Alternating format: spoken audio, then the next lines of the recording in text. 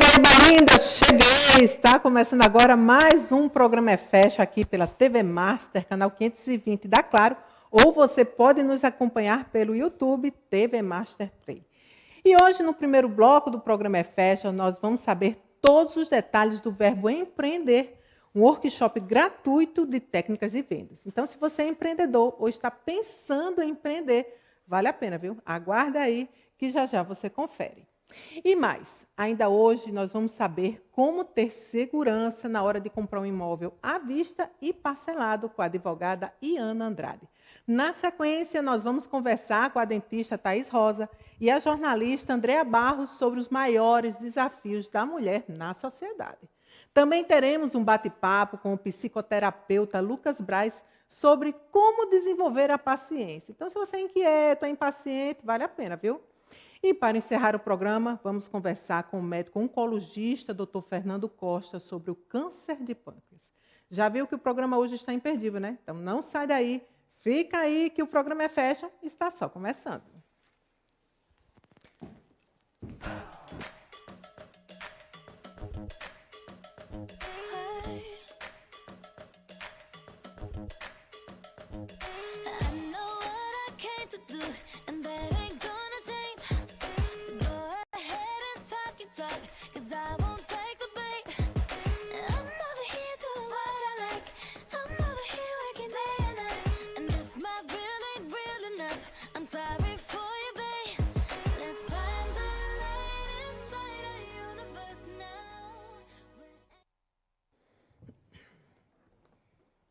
Olá, sejam bem-vindos a mais um programa Fashion. E agora, neste primeiro bloco, nós vamos saber todos os detalhes do verbo empreender.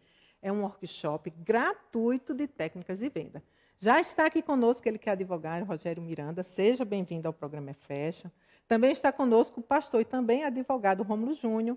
E também o contador Itaci Camargo. Todos eles vão tirar as dúvidas e falar um pouco desse...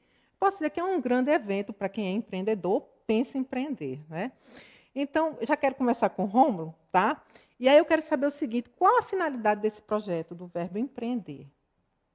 Bom, antes de mais nada, quero agradecer a oportunidade de comentar um pouco acerca desse projeto que, como pastor, gosto de dizer que nasceu no coração de Deus, antes de surgir em nosso coração. E o verbo empreender, ele tem como pilares 3 palavras que aqui, inclusive, eu trouxe para que não falhe, né, com essa exposição. Sim. Conectar, sim, desenvolver e potencializar. Esse é um ambiente onde nós fazemos o conhecido networking, né? A pessoas de diversos segmentos e áreas da sociedade, né, que promovem ali o seu produto, os seus serviços, e ali eles podem se encontrar. E não apenas isso, mas também compartilhar ideias. Sim. Às vezes até mesmo podem surgir dali novos negócios. Sim. Enfim, mas não apenas isso. É também uma oportunidade de desenvolvimento para aqueles que são pequenos ou médio empreendedores, até porque devemos aqui concordar de que não há nada tão bom que não possa ser melhorado, não é verdade? Com certeza. E, por fim, também potencializar. Sim. Ou seja, já trazendo também uma consequência dessa segunda demanda, esse segundo pilar que aqui foi apresentado, há sempre uma margem para que nós produzamos mais, né, na sociedade e possamos ser cada vez mais eficazes naquilo que nos propomos a fazer. Pois é, mas aí qual é a relação, Rômulo, da igreja, de uma igreja, com a sociedade local? Bom, essa é uma excelente pergunta, porque nós precisamos entender uma coisa aqui, antes de mais nada, é que o cristianismo, ele trata de uma demanda que o homem não chega, nem tampouco o Estado o faz. O cristianismo, ele trata daquilo que nós denominamos um novo começo, um novo nascimento.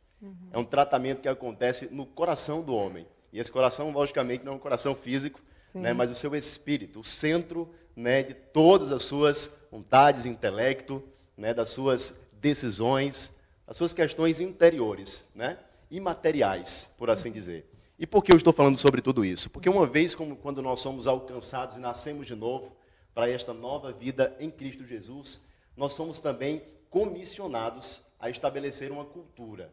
Essa é a cultura do reino de Deus. É por isso que o apóstolo Paulo fala nas Escrituras que, enquanto cristãos, nós somos embaixadores de Cristo. Ou seja, nós pertencemos a uma pátria que aguardamos nos céus, mas temos a responsabilidade de desde já estabelecer e dar aqui alguns sinais, né, dessa cultura do reino para este mundo, para esta terra. É aí que entra, então, a relação, talvez, né, do verbo empreender com uma igreja. Porque uma igreja está preocupada com uma demanda social, porque acaba sendo também uma demanda de desenvolvimento pessoal e social também. Porque eu acredito que nós precisamos acabar com esse tabu que foi criado, né, ao longo da história da igreja, e que a igreja deve se reunir na igreja e, de certo modo, particularizar ou segregar as suas demandas do mundo lá fora. Nós, enquanto pastores, não ensinamos os crentes apenas a serem crentes dentro da igreja. Sim. Nós ensinamos os crentes a verdadeiramente manifestarem a glória de Deus fora dela. Não apenas no mundo, né, da igreja, no mundo religioso, mas principalmente no mundo onde elas estão inseridas, no local onde elas estão plantadas, porque ali é verdadeiramente uma missão e um dom que Deus deu para elas, para que elas possam, como falei aqui, brilhar a luz da glória de Deus. Pois é, importantíssimo isso, né? Porque fora da igreja a missão é mais difícil, né? Porque você está sujeito a todos os fatores que lhe rodeiam, né? Então essa missão realmente é eficaz, é importante. Agora, Rômulo, onde e como será realizado esse encontro? Que é daqui a pouquinho, né? Isso. Como é que será a programação aí? Bom, vou pedir para que o irmão Rogério aqui nos traga com maior propriedade, ele que inclusive é o coordenador dessa frente em nossa igreja local. Tá. Bem, Séries, prazer estar aqui com você, obrigado pelo convite, pela chance de estarmos aqui falando sobre esse assunto tão importante. O nosso encontro será hoje à tarde, 17 horas, na Igreja Verbo da Vida, Portal do Sol. Fica ali pertinho do shopping em Mangabeira, é muito fácil achar. E nesse encontro hoje nós vamos ter uma aula sobre técnicas de vendas com o Leão, que é um coach e que também é pastor, mas é coach também. Ele que é o CEO da ABCD de Desenvolvimento, já deu muita palestra, já deu muitos treinamentos para empresas grandes como o Mangá, e, enfim, outras. Já tem mais de 10 anos de experiência, e ele se dispôs de forma gratuita a passar para nós hoje um network, um workshop de 1 hora sobre técnicas de venda. E isso aí envolve vendas físicas, vendas pela internet, gatilhos de venda, posicionamentos nas redes sociais, enfim, tudo aquilo que envolve vender. E a venda está em tudo, a venda não está só no produto. Todos aqueles que, por acaso, desenvolvem serviço, eles vendem uma ideia, Sim. Eles vendem uma excelência. E aí nós também vamos ter também o nosso momento de network, onde nós vamos ter um coffee break, onde nós vamos poder estar ali entre nós trocando ideias, trocando cartão, trocando Instagram, sabendo o que cada um faz. No nosso encontro anterior, nós demos a chance a todos os que estavam presentes levantarem-se e falarem aquilo que faz, aquilo que vende, aquilo que produz, aquilo que faz o serviço. E aí criamos um grupo de WhatsApp, estamos agora também com um Instagram, e aí todas essas informações desses empreendedores serão então ali postas para que nós possamos consumir produtos, serviços uns dos outros. E aí também ter uma mescla de uma variedade de profissionais, de autônomos, de empresas que prestam serviço diferenciado. E também, logicamente, que por estarmos dentro de uma igreja, também vamos ter uma palavra também de encorajamento. A Bíblia é o livro mais excelente sobre empreendimento. Né? Jesus foi o maior empreendedor que já houve até hoje. Empreendeu um plano aqui na Terra que foi de salvar todos nós e criar a sua igreja. E a Bíblia está cheia de ideias, conceitos, conselhos maravilhosos. E hoje em dia, grandes homens bilionários, homens riquíssimos, dão testemunho de quanto que a Bíblia foi importante para direcioná-los na sua carreira empreendedor. Então, o nosso encontro ele vai ter todos esses aspectos. A parte humana, todos podem falar sobre o que faz, a parte técnica, essa parte sobre vendas, esse workshop, e a parte também motivacional, a parte cristã, espiritual, de encorajamento a esses que vão estar presentes. Pois é, e tudo isso de forma gratuita, né? Tudo isso de forma gratuita, basta só você entra lá no nosso Instagram, faz só a tua inscrição gratuita, e tudo isso é para ajudar, auxiliar mentorar aqueles que querem empreender, sejam eles grandes empreendedores, pequenos, médios, enfim, qualquer um que tenha alguma ideia ou algo a prestar. E qual é o Instagram? Verbo empreender. É Verbo empreender. Verbo empreender, você já... ele é novo, o Instagram é novo, é recente, mas nós já vamos lá, já existem informações para aqueles novos que vão entrar. Lá existe até o link para você entrar no grupo do WhatsApp, o link de inscrição. E com o tempo nós vamos postando, alimentando os próximos encontros. Né? O projeto ele vai ser um encontro mensal. Primeiro sábado de cada mês. Então já houve o sábado do mês passado. Segundo. Esse agora é o segundo. Já temos um encontro marcado para o próximo mês de abril. E aí sim vai sendo algo constante e perene. Que maravilha. Unir empreendedorismo com a sabedoria que vem do alto. Isso, porque exatamente isso. O conhecimento maior que temos Excelente. é o que vem do alto. É o que vem do alto. Porque por mais que os livros nos ensinem, mas se você não tiver a orientação que vem do alto, acabou o conhecimento ali, né? Verdade. Bom, a gente tem um vídeo de como foi, né, o evento passado, só para vocês sentirem um pouquinho o clima aí. Roda aí, diretor.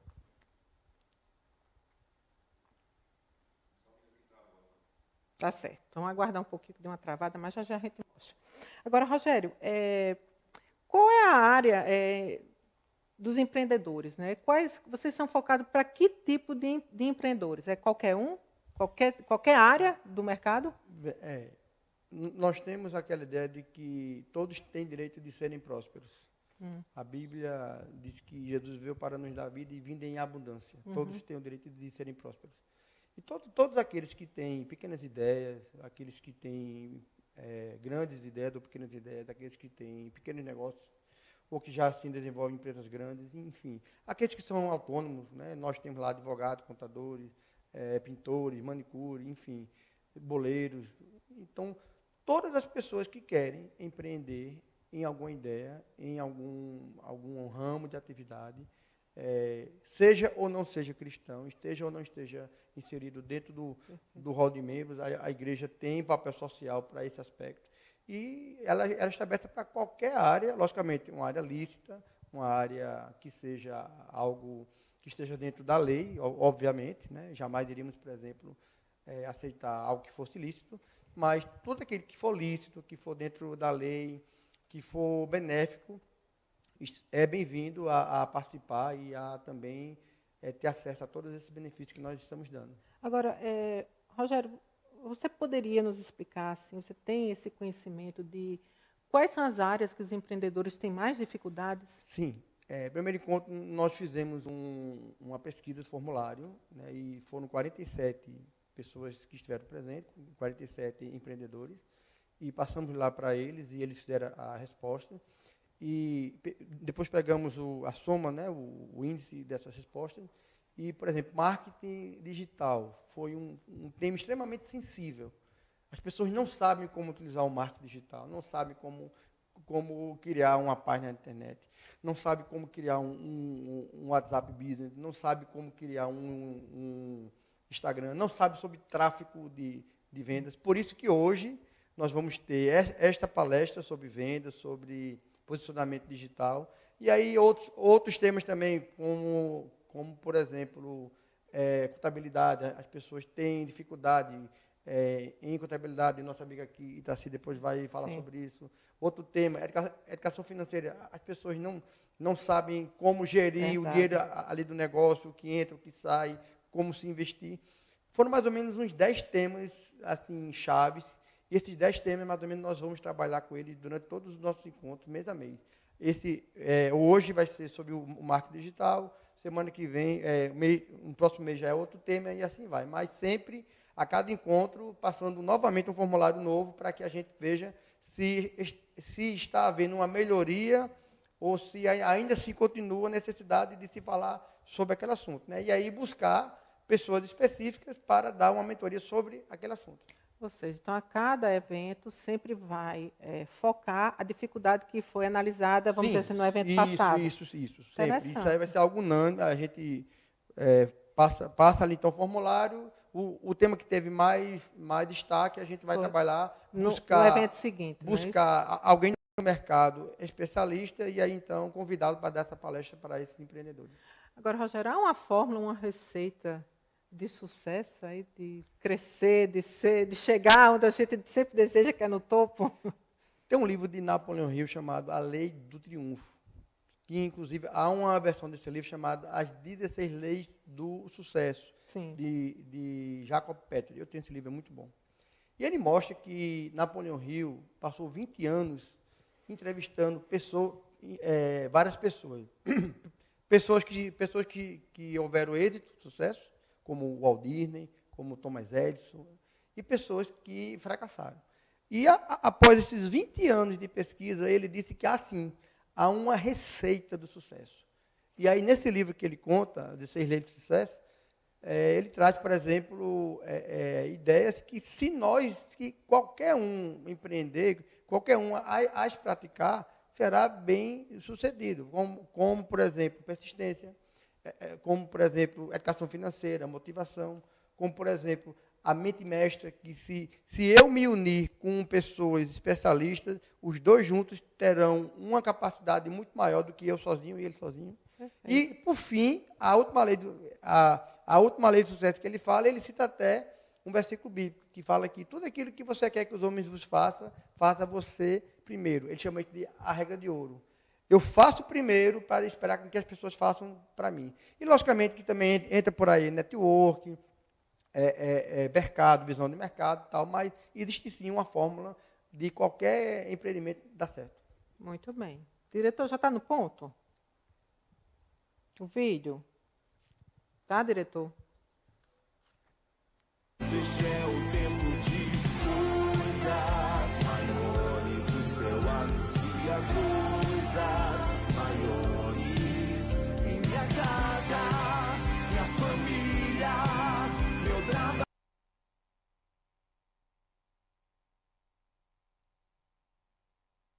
A gente falou muito sobre a palavra, que sempre a palavra vai estar presente, a palavra de Deus vai estar presente. Mas qual é a relação que tem justamente dessa parte financeira, da sua parte de prosperidade, de empreendedorismo, com as Escrituras Sagradas? Né? Vou passar essa pergunta para o meu amigo O que é que Rômulo, nós podemos como pastor. aprender com as Sagradas, né? Com a Sagrada Escritura, com os versículos, com os verbos, enfim, dentro da nossa área profissional, para que a gente possa realmente alcançar o sucesso? Bom, dentre os muitos livros, né, de sabedoria, inclusive contidos nas Escrituras, como é o caso de Salmos, de Provérbios, de Eclesiastes, nós veremos várias instruções, né, da parte de Deus para as nossas vidas, enquanto empreendedores, enquanto pessoas, né, cidadãos, enquanto pais, filhos, enfim, para todas as demandas da nossa vida. No entanto, eu gostaria aqui de destacar um texto do salmista que diz assim, que o Senhor, ele se compraz na prosperidade do seu servo. É interessante a gente perceber que o texto bíblico, inclusive, vai falar lá em 1 João 3, no verso 2, que prosperidade. Que prosperidade é essa? Vem do grego eudu, que diz respeito a uma jornada bem-sucedida. É uma jornada não apenas cheia de bens materiais, mas é uma jornada bem-sucedida em termos intelectuais, emocionais, espirituais. Tem gente que reduz, tem gente que limita o termo prosperidade a apenas bens materiais. Sim. Isso, inclusive, né, foi um problema, né, do século anterior, quando surgiu uma teologia chamada teologia da prosperidade, né, que falava que o fator material era como uma identificação espiritual, né, que julgava, então, qual seria a qualidade da nossa fé. E isso não é uma verdade. No entanto, um extremo acabou respondendo o outro. E aí a gente vê, por exemplo, o termo voto de pobreza. Acho que você já deve ter ouvido falar. Tem pessoas que versam, que pregam, né, que a ausência dos bens materiais nos aproxima de Deus, como uma espécie de ascetismo ou de abstenção de prazer, o que também não é uma verdade. Eu ouvi uma frase que, certa vez, o autor disse o seguinte, que o diabo ele mora nos extremos. Então, qual é a das Escrituras com respeito a essa área do dinheiro, do empreendimento, essa área da prosperidade, né, do servo de Deus, daquele que nasceu de novo? É nos levar a um lugar de equilíbrio, de instrução e de sabedoria, para que possamos transcender, né, a aplicação da nossa fé, não apenas as nossas vidas individualmente, mas também a sociedade. e ao lugar onde nós estamos plantados. Eu quero encerrar só com a exposição de um texto também do profeta Jeremias, que ele diz o seguinte: trabalhem pela paz e pela prosperidade da cidade para a qual os deportei. Orem por ela ao Senhor, pois a prosperidade de vocês depende da prosperidade dela. Essa aqui foi uma carta de Jeremias ao povo de Judá, que foi levado cativo, né, na Babilônia, no mundo antigo, estava desanimado e sem perspectivas. O que o profeta estava falando para aquele povo, então, era uma orientação. Construam casas, empreendam, porque vocês precisam se preparar para passar por esse tempo difícil, mas para passar não se arrastando, mas para passar prosperando, glorificando a Deus com a sua vida, com o seu negócio. Martinho Lutero, creio que foi ele que respondeu a pergunta de um sapateiro certa vez. Ele perguntou: Martinho Lutero, uma importante figura da Reforma Protestante, para situar você que está nos assistindo, perguntaram: como eu posso glorificar a Deus no ramo em que eu trabalho? E ele respondeu da forma mais simples possível. Ele disse: faça o melhor produto e venda por um preço justo. Muito bem, é isso mesmo. Agora, quer saber de Itaci, viu? Você como contador, qual a importância do planejamento financeiro para os empreendedores? Né? Porque a gente sabe que a contabilidade é aquele pilar, né? Se não tiver em ordem, acabou a empresa também. Me fala aí. É verdade, prazer estar aqui. Assim, a educação financeira, não só a educação financeira, né? Todo planejamento ele é importante. E quando a gente vai para o empreendedor, para a empresa, é mais importante ainda, porque se você não tiver um bom planejamento, você acaba se prejudicando, se endividando. Então, é importantíssimo, antes de você abrir uma empresa, antes de você abrir um negócio, você fazer um planejamento daquilo que você quer fazer, se realmente aquele local que você vai estar situado, realmente tem uma demanda que vai procurar o seu produto ou não, se você tem recursos para adquirir bens, para fazer aquela empresa andar. E é muito importante, porque hoje em dia, para você abrir uma empresa é muito fácil, né? A gente tem aí o microempreendedor, o MEI, é muito fácil você abrir um CNPJ hoje. Em 5 minutos você abre. Né? Mas o que falta? Falta uma consultoria especializada para te dizer. Muitas vezes, chega no nosso escritório, empreendedores que abrem um CNPJ e 1 ano depois, eu nem sabia que tinha que pagar aquele imposto mensal. E já está aí com uma dívida enorme. Né? Então, assim, é muito fácil você abrir, mas você precisa ter esse planejamento. Né? Esse produto que eu vou vender, eu posso ser MEI, eu posso ser uma outra empresa, né? Uma coisa que a gente sempre fala. Você pode começar aos poucos, né? Você pode abrir um MEI, fazendo a sua venda, vendo que o seu faturamento vai aumentando, você já muda para outro regime tributário. E muitas vezes as pessoas não pensam assim. Por quê? Às vezes não é culpa delas, porque elas são vendedores, são empreendedores, eles não entendem desse assunto. Então, o projeto vem justamente para isso, para dar um suporte para essas pessoas que querem abrir um negócio ou pessoas que estão pensando em abrir e pessoas que já têm esse negócio. Né? E por isso a gente faz uma consultoria, ensina como é que se faz o planejamento, tem uma educação financeira importantíssima, não só na empresa, mas na sua vida também. E esse projeto ele veio para dar esse suporte. Então, pronto, unindo tudo isso, sucesso garantido. Deveria ser verbo empreender, né? Verbo engrandecer também, porque eu creio que você sai realmente assim fortalecido também como pessoa, você cresce junto também. Bom, pessoal, obrigada, viu? Foi um prazer enorme, né? Chegamos, estouramos já nosso tempo, mas desejo muito sucesso. Você que quer, então, assim, conhecer mais um pouco sobre esse projeto, vai lá no nosso Instagram, verboempreender.jp. Vai lá que lá tem todas as informações, os links de inscrição, os próximos encontros. Você será muito bem-vindo. Muito bem, eu estarei lá no próximo, me aguarde. Bom, pessoal, nós vamos para o nosso intervalo, mas olha, não sai daí que a gente ainda tem muita informação para vocês, viu?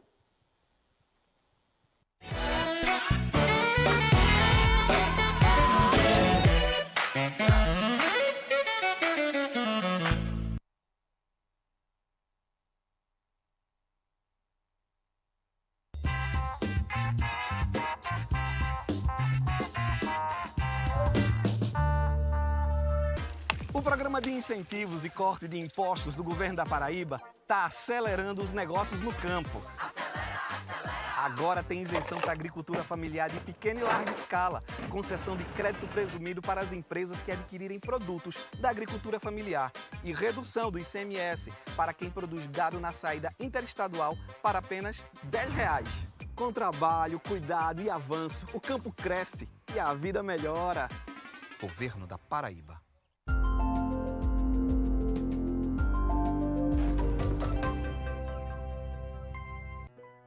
O espaço gourmet do Manaíra Shopping está ainda mais completo. Agora com elevador de acesso direto para você viver uma experiência única através de uma verdadeira jornada gastronômica. O melhor da cozinha regional, frutos do mar, culinária portuguesa, grelhados premium e a culinária japonesa com estrela Michelin te esperam aqui no Espaço Gourmet. Manaíra Shopping, sempre pensando em você.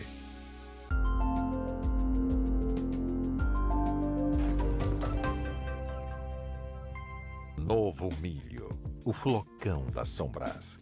Produzido com mais alto padrão de qualidade, para você ter o melhor cuscuz na sua mesa. Grãos rigorosamente selecionados e processados com a precisão da tecnologia suíça, num dos mais modernos moinhos de milho do mundo. Tudo isso garante o controle para um produto sem comparação. Flocão Novo Milho. Tecnologia única. Qualidade incomparável.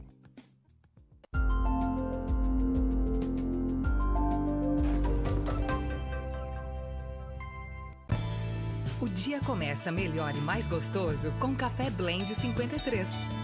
Agora que você está comigo, tudo faz muito mais sentido. Eu vejo um mundo colorido, a vida ganha mais sabor. Quero viver com você, quero você sempre perto. A gente combina demais, a gente junto sempre dá certo. Café Blend, só faço com você.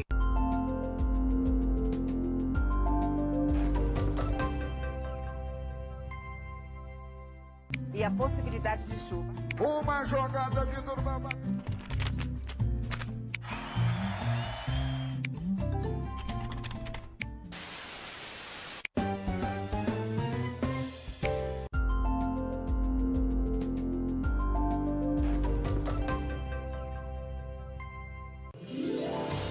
Em pleito realizado no último dia 14, o empresário paraibano Francisco Gadelha foi reeleito para a presidência da FIEP. Ao lado da nova diretoria, o dirigente fica à frente da instituição até 2027. Sob o seu comando, nos últimos anos, a federação teve ampla participação em pleitos de importância para o setor produtivo. A Faculdade Senai da Paraíba está oferecendo um curso de extensão gratuito na modalidade de ensino à distância para os candidatos que se matricularem durante o semestre 2023.1, na graduação em Tecnologia de Automação Industrial. 3 projetos da Escola SESI avançaram para a final da 21ª edição da Feira Brasileira de Ciências e Engenharia. Os projetos serão apresentados pelos estudantes na mostra presencial entre os dias 20 e 24 de março e foram desenvolvidos no Laboratório de Iniciação Científica nas escolas de Bahia, Campina Grande e Patos.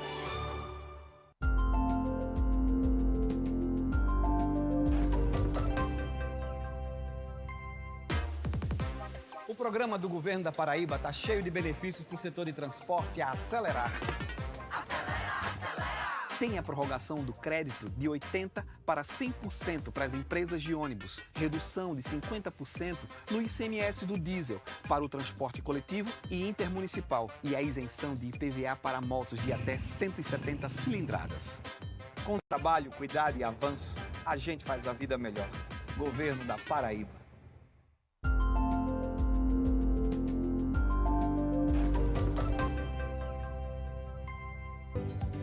Seu IPTU faz João Pessoa cada vez melhor. Com mais escolas reformadas, mais ruas calçadas e asfaltadas e mais iluminação de LED nos bairros. Pague a cota única com 15% de desconto até 7 de março. E se você estava em dia com a Prefeitura até 31 de dezembro de 2022, receba um desconto adicional de 5%. Acesse o portal e baixe seu boleto. Prefeitura de João Pessoa.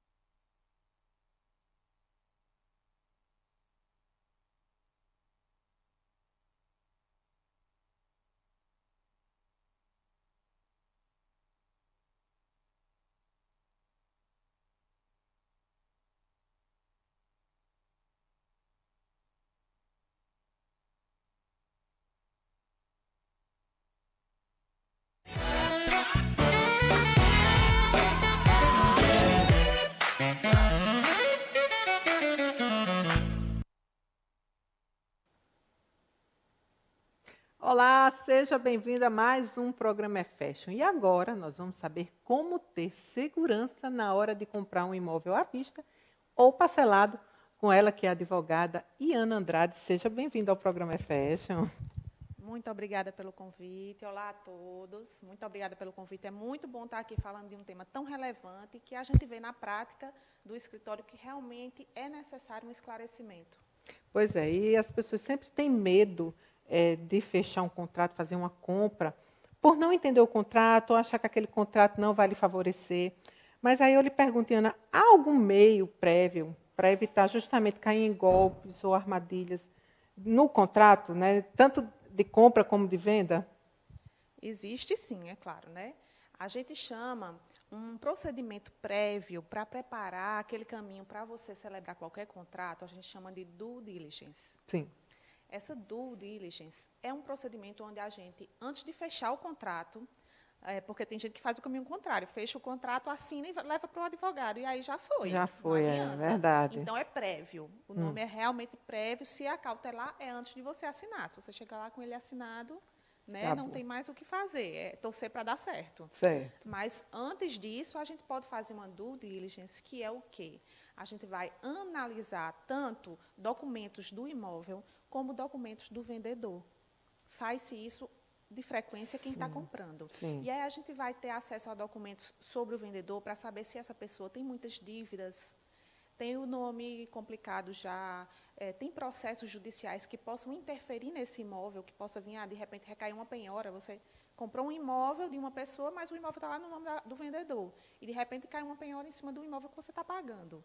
É uma complicação grande, e a gente consegue eliminar esse risco por meio destas consultas. Sim. Além de outras diversas consultas, assim como sobre o imóvel, para ver se o imóvel tem dívidas já, porque ela vai carregar. Se você compra um imóvel que já tem dívidas, por exemplo, de IPTU passadas, você está comprando tudo. Acaba que a dívida vai para você. Então, a due diligence a gente faz para essa preparação, para você entender se aquele negócio que você está entrando vai te trazer um risco ou um prejuízo futuro, ou não, ou se aquele negócio é bacana. Às vezes você pode até ver que tem certo risco, mas você opta pelo risco, porque é uma questão de mercado. Você vai levar em consideração o preço que vai pagar também. E, além disso, uma boa análise contratual. A gente vê demais chegar no escritório contratos onde você recebeu aquele contrato, sequer leu e assinou. E aí, depois que assinou, a gente não tem muito o que fazer mais, né? Depois que assinou, enfim, é tentar negociar se tiver algum prejuízo sério. Mas a revisão contratual é de extrema importância. E eu digo por quê? Às vezes a gente já pega, tem pessoas, e às vezes até os corretores, por estarem com muitos negócios, e aí pegam, digamos, um modelo ali, não se atém muito. Eu já cheguei a pegar no escritório modelos de contrato de locação residencial, só que o modelo usado era comercial. Então, as cláusulas eram totalmente outras. A pessoa me trouxe, esse contrato está me protegendo disso e disso. Eu disse, o contrato não está lhe protegendo de nada, porque sequer é para o seu negócio. É para uma outra modalidade de locação. Então, para a gente ter noção do que é importante essa revisão contratual, para realmente trazer aquele contrato, aquele papel, para o seu negócio personalizado. Entendi. Que seria indicado mesmo para o que você deseja. Agora, quais são os documentos essenciais ter antes de qualquer negociação? Primeiro que eu gosto de citar e que as pessoas esquecem sempre. Você vai comprar um imóvel, o primeiro passo é peça a certidão de registro desse imóvel. Ah, mas o vendedor não está me entregando. Eu já pedi, o vendedor não me entrega, Iana, de jeito nenhum. Você vai no cartório de registro de imóveis e você mesmo solicita essa certidão. É um custo baixo, não vai te trazer um prejuízo se por acaso você não fechar o negócio, porque essa certidão de registro tem um valor que qualquer pessoa pode pagar, mas é o documento onde vai estar quem é o dono do imóvel. Aí, Ana, mais uma coisa tão básica, para saber quem é o dono do imóvel, claro que é a pessoa que está me vendendo. Pasme, já recebi vários casos de pessoas que fazem o contrato de compra e venda no nome delas, vendedor. Quando a gente chega para procurar, ela não é o vendedor, ela não é o proprietário. Olha, gente, que absurdo. Existe tanto questões de golpe mesmo, de pessoas que chegam ali num terreno, vê que tem interessado e se apresenta como dono daquele terreno, vende o terreno, mas nunca foi dono. O terreno não é dele, ele, na verdade, sabe nem quem é dono, é realmente um golpe. Isso aí existe, de fato, caso concreto, que existe lá no escritório, não é lenda. Agora, Iana, se você falou, é importante um advogado seu ler o contrato. Tem um advogado da construtora que, obviamente, já fez tudo. Se o seu advogado achar que tem que alterar uma cláusula, ou colocar, ou tirar, enfim, como é que faz isso? Como é que é esse consenso? Existe. Várias construtoras, na verdade, ele não pode ser um contrato de adesão, um contrato obrigatório. Um contrato, primeiro, ele é um documento bilateral. Por ser um documento bilateral, ele tem que ter participação das duas partes. Então, a construtora ela é obrigada a aceitar que você leve o seu contrato para o seu advogado revisar. E é óbvio que também você não vai modificar cláusulas que sejam obrigatórias ou cláusulas que venham decorrentes de lei, que a lei defina que é daquele modo e você quer dispor de uma forma contrária. Isso aí é óbvio que não vai ser alterado. Mas cláusulas que prevejam obrigações excessivas para você, comprador, podem ser retiradas. Cláusulas que prevejam que você está se excluindo de qualquer direito indenizatório no caso de um atraso, no caso de um erro de projeto. Eu já peguei situações dessa, onde o contrato estava excluindo qualquer direito do comprador de se o imóvel, por exemplo, atrasasse, ele não poderia cobrar nada. E a pessoa assinou, porque já veio revisado, já veio um documento do advogado da construtora, então é óbvio que eu vou assinar, assinou. E aí o imóvel chegou a atrasar 24 meses. E quando a gente foi tentar fazer algum procedimento judicial, alguma coisa, para pleitear uma indenização por todo esse atraso, o contrato mesmo, ele já excluía esse direito da pessoa. Pois é, já falando em atraso, já quero aproveitar esse gancho para saber, se houver um atraso no imóvel, o que é que pode ser feito? A gente vê isso com frequência, né? Não é uma coisa rara imóvel atrasar. E, às vezes, as pessoas já me ligam no mês seguinte. Ana, meu contrato era para... meu imóvel era para ter entregue dia 30 do mês passado, não tem nem previsão aí, eu estou vendo que vai demorar, já quero aqui entrar com ação, já vamos ver o que é que a gente vai fazer. A gente tem que se ater para o contrato. Toda a regra da negociação vai estar no contrato. Por isso que o contrato é tão importante. O contrato não é só para prever valor e objeto, que é o que as pessoas olham. Sim. Qual é o valor que eu vou pagar e o que é que eu estou comprando. Se limitar a isso aí. Lá no contrato, de geral, e a lei permite isso, tem a estipulação de que aquele prazo que foi concedido, que foi estipulado no contrato, digamos, o imóvel era para entregar em dezembro de 2022, que acabou agora. Então, sempre tem num contrato que o construtor tem um prazo de ainda 180 meses, 180 dias, 6 meses, para cumprir este período, este prazo de entrega, sem que lhe seja aplicada multa ou indenização. Então, atrasou, você sabe que o construtor vai ter ali esses 6 meses de carência, é o prazo de carência que a gente chama. Depois desse prazo de carência, se não entrega, realmente cabe a ação judicial, e aí a gente pode pleitear indenização por dano moral pelo atraso, a gente pode pleitear algum dano material que a pessoa tenha que suportar, porque estava esperando receber um imóvel em tal data, e esse imóvel demorou 1 ano para entregar, e ele está arcando com aluguel, porque ele ia morar no imóvel. Então, a gente tem como pleitear esses custos, esses danos, realmente, que a pessoa venha a sofrer por causa do atraso. No caso da construtora entregar o imóvel, certo? Qual seria a melhor alternativa para quitá-lo, né? Seria o financiamento direto com a construtora, se for o caso, né? O financiamento com o banco ou a alienação fiduciária? Isso aí agora é que está surgindo muito, quer dizer, voltando a existir os financiamentos diretos com a construtora. Porque há alguns anos atrás, eu digo muitos anos atrás, existia de forma bem uniforme as construtoras financiando elas mesmas os imóveis. Isso aí parou por algum tempo e jogou tudo para o banco e agora está retornando, eu estou vendo. Mas quando eles financiam, eles vinculam esse financiamento a uma alienação fiduciária. Certo. Na verdade, para a gente definir o que é melhor, se é financiar com o banco ou financiar com a construtora, você só vai encontrar essa resposta quando você realmente for procurar as propostas. Qual é a proposta da construtora de financiamento? Qual é a taxa de juros que a construtora vai me cobrar para financiar? Em quantos meses? Deixa eu somar, ver o valor da parcela e realmente ver quanto eu vou pagar. E aí eu vou atrás de um banco também. Lembrando que os bancos não têm juros iguais também, né? Você pode procurar um banco que ele tenha uma taxa de juros e outro banco que já apresente outra taxa de juros. Então, é válido você fazer essa pesquisa de mercado.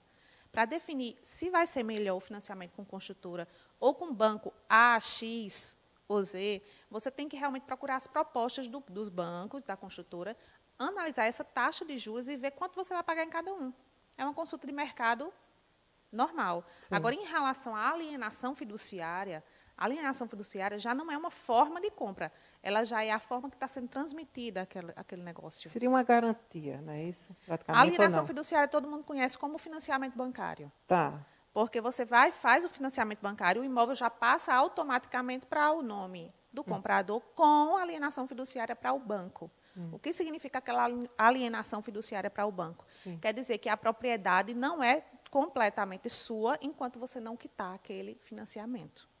As construtoras hoje estão fazendo essa função do banco. Elas estão fazendo elas mesmas a alienação fiduciária, o imóvel passa para o nome do comprador, mas fica alienado fiduciariamente à construtora. E, no caso de não pagar, volta para o nome da construtora, e aí vai ser computado o que vai devolver, não se devolve tudo, é descontado algumas multas contratuais, alguns valores, volta para o contrato de novo e vê o que é que o contrato define no caso de descumprimento de uma alienação fiduciária. Então, assim... E pagando, vai para o comprador se mesmo, pagar sem problema tudo, então, ao final do quitou o imóvel, retira a alienação fiduciária. Fica só no nome do comprador. E quais são os índices de juros para a aplicação da construtora? Olha, tem um valor específico, um índice específico para isso? Então, uma coisa é para funcionar para o financiamento. Tá. Certo? Isso aí é uma coisa. Outra coisa é a atualização do valor. Porque quando você compra um imóvel, vamos dar um exemplo, por 300 mil. Se você pagar à vista, 300 mil. Mas se você vai parcelar aquilo ali, às vezes as pessoas têm a noção de que vão parcelar aqueles mesmos 300 mil, e embora que passe 5 anos pagando, vai ser 300 mil. Não tem como. Porque esse valor ali ele vai sofrer um déficit inflacionário, ele vai ter algo a acrescentar ali. 300 mil hoje não pode ser 300 mil em 5 anos. Então, a construtora pode, sim, para a correção desse valor, independente dele estar financiado, embora seja um imóvel em construção, e você está pagando parcelas ali durante a obra daquele empreendimento, você vai pagar aquilo ali com acréscimos. Agora, a gente tem que saber que acréscimos são esses para não, de repente, não estar sofrendo acréscimos maiores do que a lei permite. Então, vamos lá. Durante a obra, se você compra um imóvel em obra ainda, em construção, seja terreno em lote, que também conta-se como em construção, seja terreno em lote, não, terreno em condomínio, né, ou loteamento fechado, que já está bem difundido também a venda de loteamento fechado. Se for nessa modalidade em construção, então a construtora pode aplicar um índice chamado INCC, que é o Índice Nacional da Construção Civil. É um índice de déficit inflacionário, ele vai ali corrigir a inflação. Ele é um índice que você pode aplicar sobre aquela parcela e você vai encontrar qual é o valor que você vai pagar naquele mês. Acabou a construção e você deve parcelas ainda. Geralmente o saldo devedor, aquele valor maior que fica para o final, esse valor maior também ele vai sofrer influência de correção. Se ele for para pagamento após o habite-se, ele já é considerado após a construção.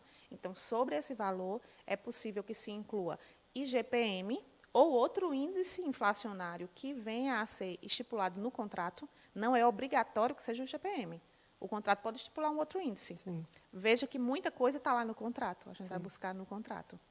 Então, pode ser o IGPM, assim como pode ser outro, mais juros moratórios, juros remuneratórios de 1% ao mês.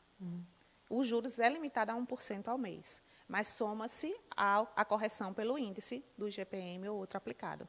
Então, se tratando realmente de pagamento para correção de valor, é nesse formato que é possível a cobrança.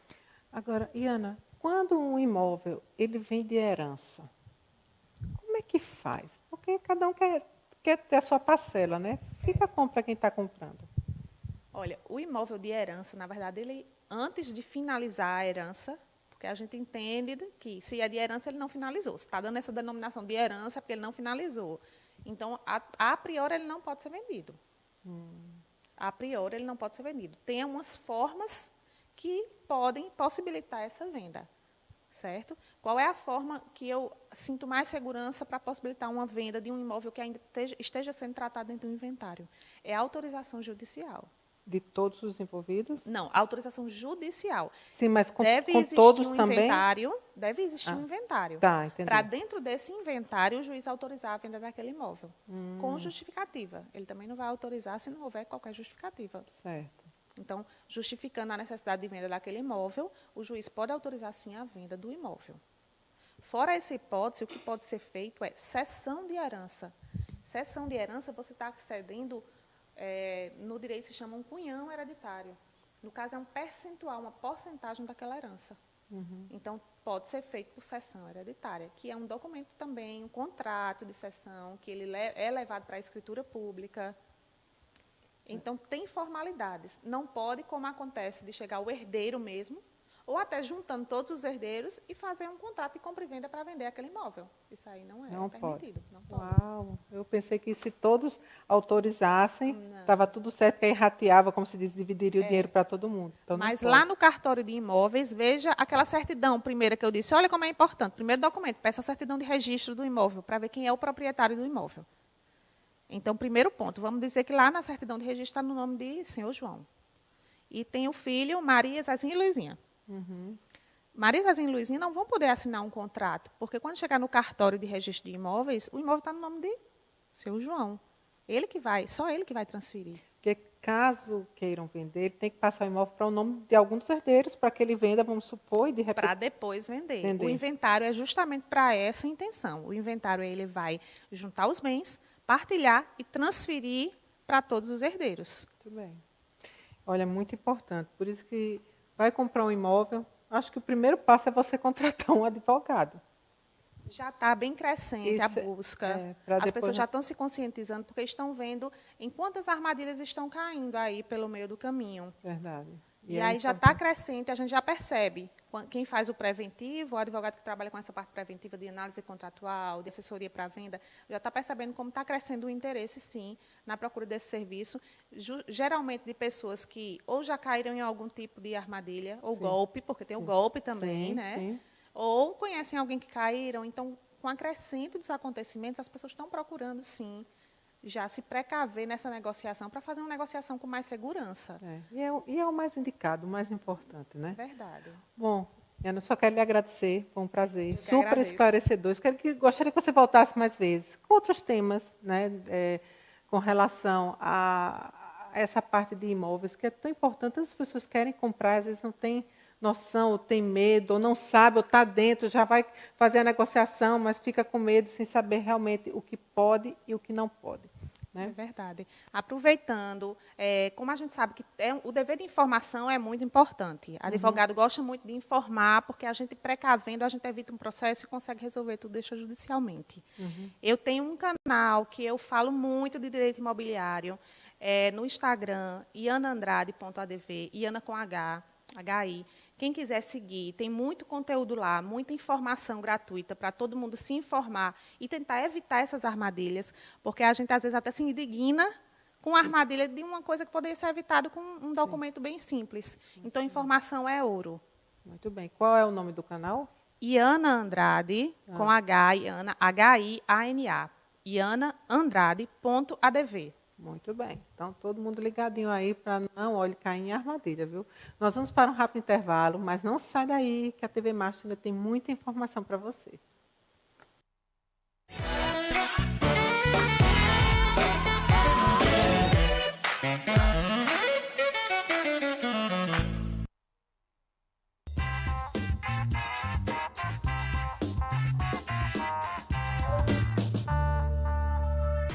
O programa de incentivos e corte de impostos do governo da Paraíba está acelerando os negócios no campo. Agora tem isenção para agricultura familiar de pequena e larga escala, concessão de crédito presumido para as empresas que adquirirem produtos da agricultura familiar e redução do ICMS para quem produz gado na saída interestadual para apenas R$10.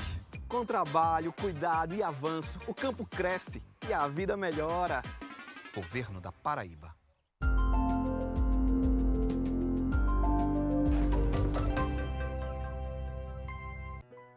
O espaço gourmet do Manaíra Shopping está ainda mais completo.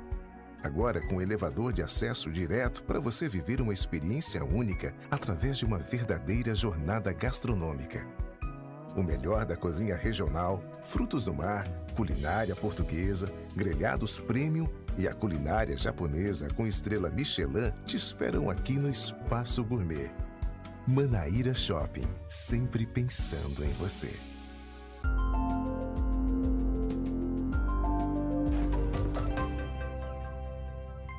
Novo Milho, o flocão da São Brás. Produzido com mais alto padrão de qualidade, para você ter o melhor cuscuz na sua mesa. Grãos rigorosamente selecionados e processados com a precisão da tecnologia suíça. Num dos mais modernos moinhos de milho do mundo. Tudo isso garante o controle para um produto sem comparação. Flocão Novo Milho. Tecnologia única. Qualidade incomparável.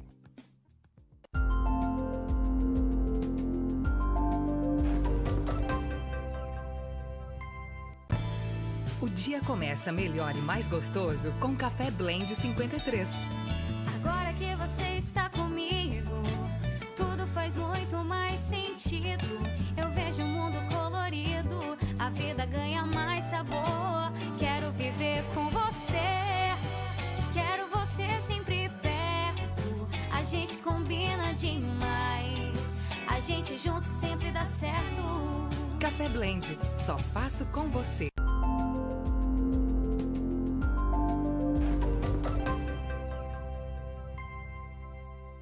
E a possibilidade de chuva. Uma jogada de Durval.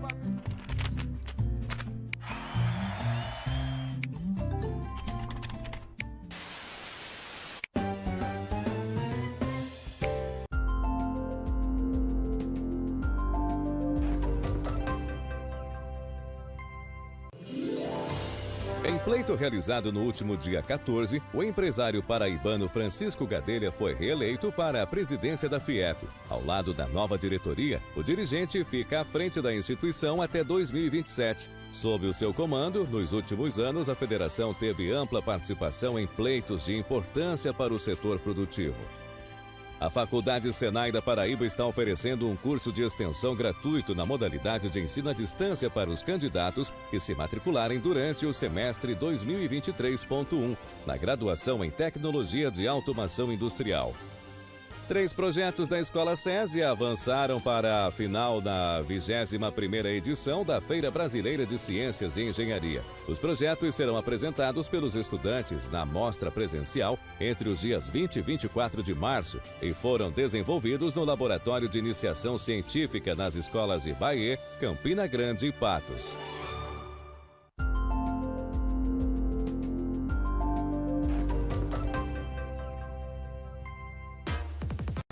O programa do governo da Paraíba está cheio de benefícios para o setor de transporte a acelerar.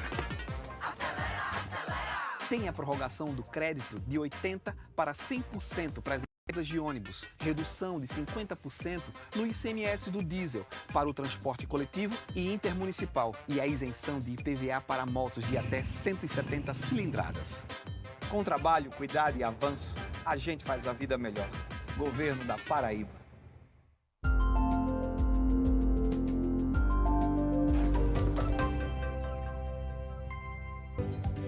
Seu IPTU faz João Pessoa cada vez melhor.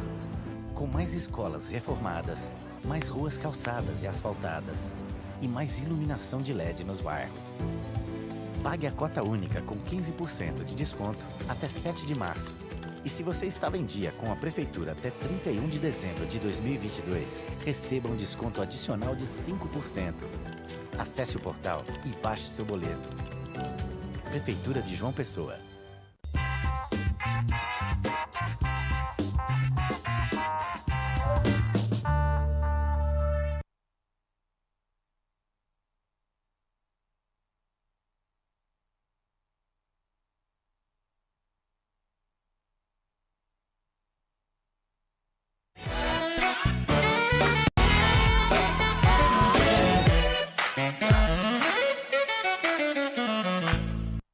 No ar, mais um programa é Fashion e agora a gente vai conversar com a odontóloga Thaís Rosa e a jornalista Andrea Barros. Vamos falar sobre os maiores desafios da mulher na sociedade. E elas já estão aqui, viu? Sejam bem-vindas, meninas.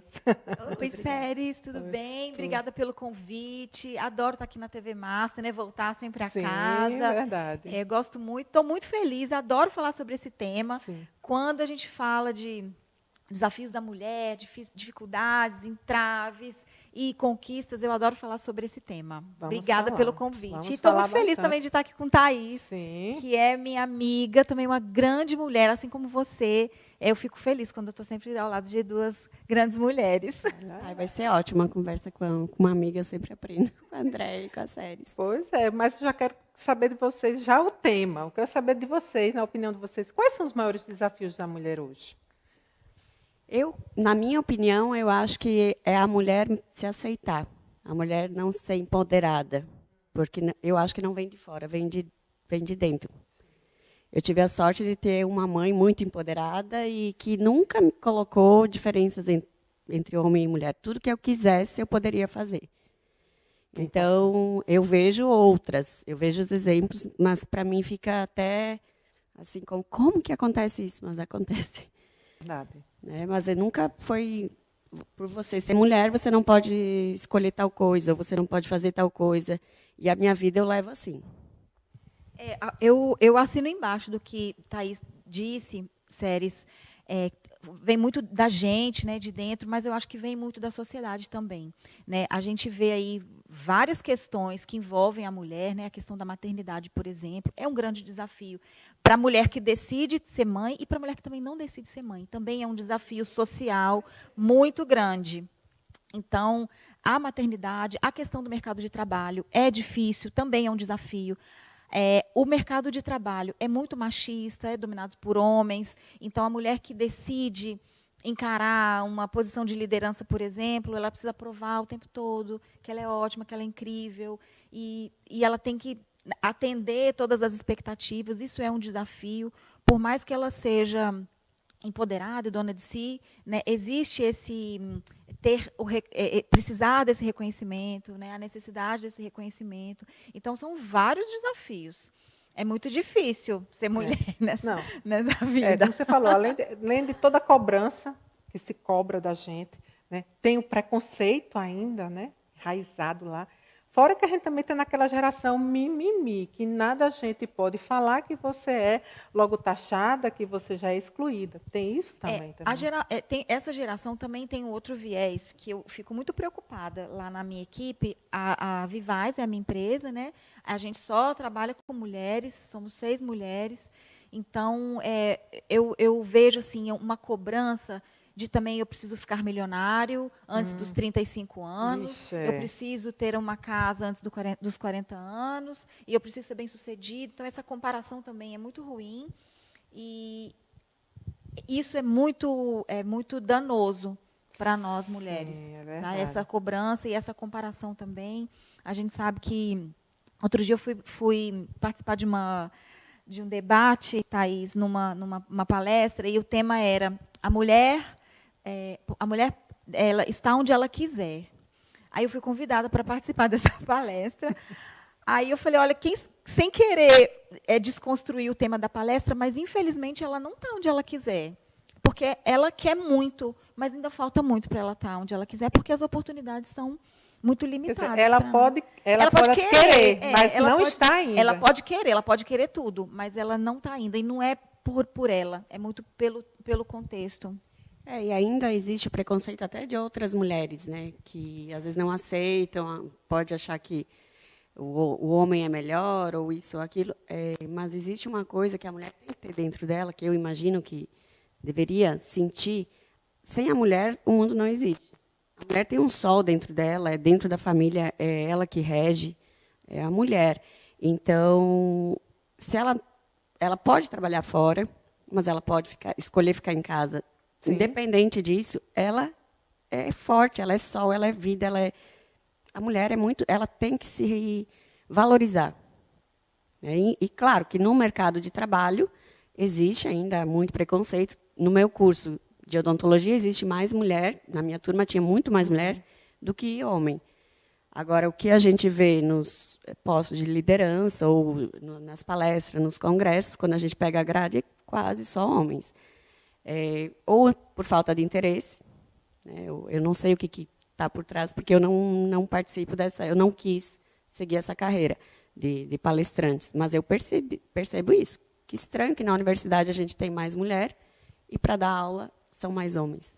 De certa forma, a gente vê assim, que as mulheres, elas podem ser o que elas quiserem, de fato. Elas podem. Né? Se elas acreditassem que elas podem, mas um dos grandes obstáculos da mulher é ela achar que ela não pode também, entendeu? Que ela não tem capacidade, ou que se ela for, ela vai ser criticada, as pessoas não vão compreender. Tem muito disso também. E, às vezes, por conta disso, elas se paralisam. O medo domina. E elas acabam deixando de realizar seus sonhos por conta desse medo, que estão lá engessadas. E aí, para vocês, nessa situação, a mulher está lá, tem todos os sonhos, todas as capacidades, mas ela não consegue avançar. Para vocês, o que é que deve ser feito, assim, na visão de vocês? Primeiro, o autoconhecimento, né? Ela ter também o entendimento que o medo é o oposto da felicidade. Ela tem que ter esse entendimento. E aí, querida, muita terapia, né? Muita leitura, muita generosidade também de quem a rodeia. Eu acho que não é um processo fácil para quem quer encarar essa sozinha, né, Thaís?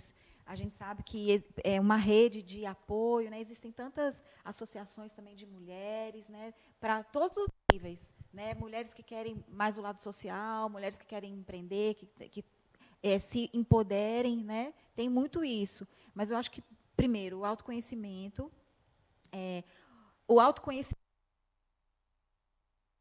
desejo que ela quer. Sim. Se eu sou uma pessoa que tem um determinado perfil, eu quero chegar lá, então eu sei que eu sou assim e eu quero chegar até lá. Então, esse autoconhecimento para saber o que quer, saber quem é, saber o que quer e ter pessoas e entidades, instituições e igrejas, né, por que não, para ajudar nesse processo também. Eu concordo com a Andréia, assino embaixo, porque a pessoa tem que... ter o medo não é o problema, todo mundo tem medo. Sim. Eu acho que olhar para o medo com carinho, agradecer e eu vou conseguir. Né? Que todo mundo tem medo. A diferença é enfrentar o medo e se autoconhecer para saber se realmente é o que eu quero ou é o que a sociedade está cobrando, porque está todo mundo fazendo. Não, realmente é isso que eu quero. Então, a luta... vai estudar, se conhecer e vai conseguir. E outro desafio também, que a gente está falando de desafios sérios, que eu acho, é a idade. Muitas mulheres acreditam que só porque chegaram numa determinada idade, elas não são mais capazes de fazer muitas coisas. Isso aí não se anulam, é verdade. né? Isso não é verdade. E aí passa pelo preconceito, né, que você disse, passa também, né, Thaís, pela circunstância, pelo cenário, e muitas vezes ela acredita que ela não pode, só porque ela chegou numa determinada idade. E toda idade, a gente sabe, toda idade tem sua beleza. Sim, né? com certeza. Toda idade tem o seu charme, toda idade tem o seu potencial, e a mulher precisa acreditar nisso. Pois é, não é à toa que tantas mulheres também já começaram os seus negócios, né, com 50, 60, 70 anos, né? Porque estão sempre se reinventando. Então, tem aquelas que mulher peituda mesmo, vai em frente e faz aquilo que ela quer e realiza seus sonhos. Aí vem para você, Andréia. Eu queria saber para você como é que foi. Você tem como é para você enfrentar o mercado? Você tem uma empresa de assessoria de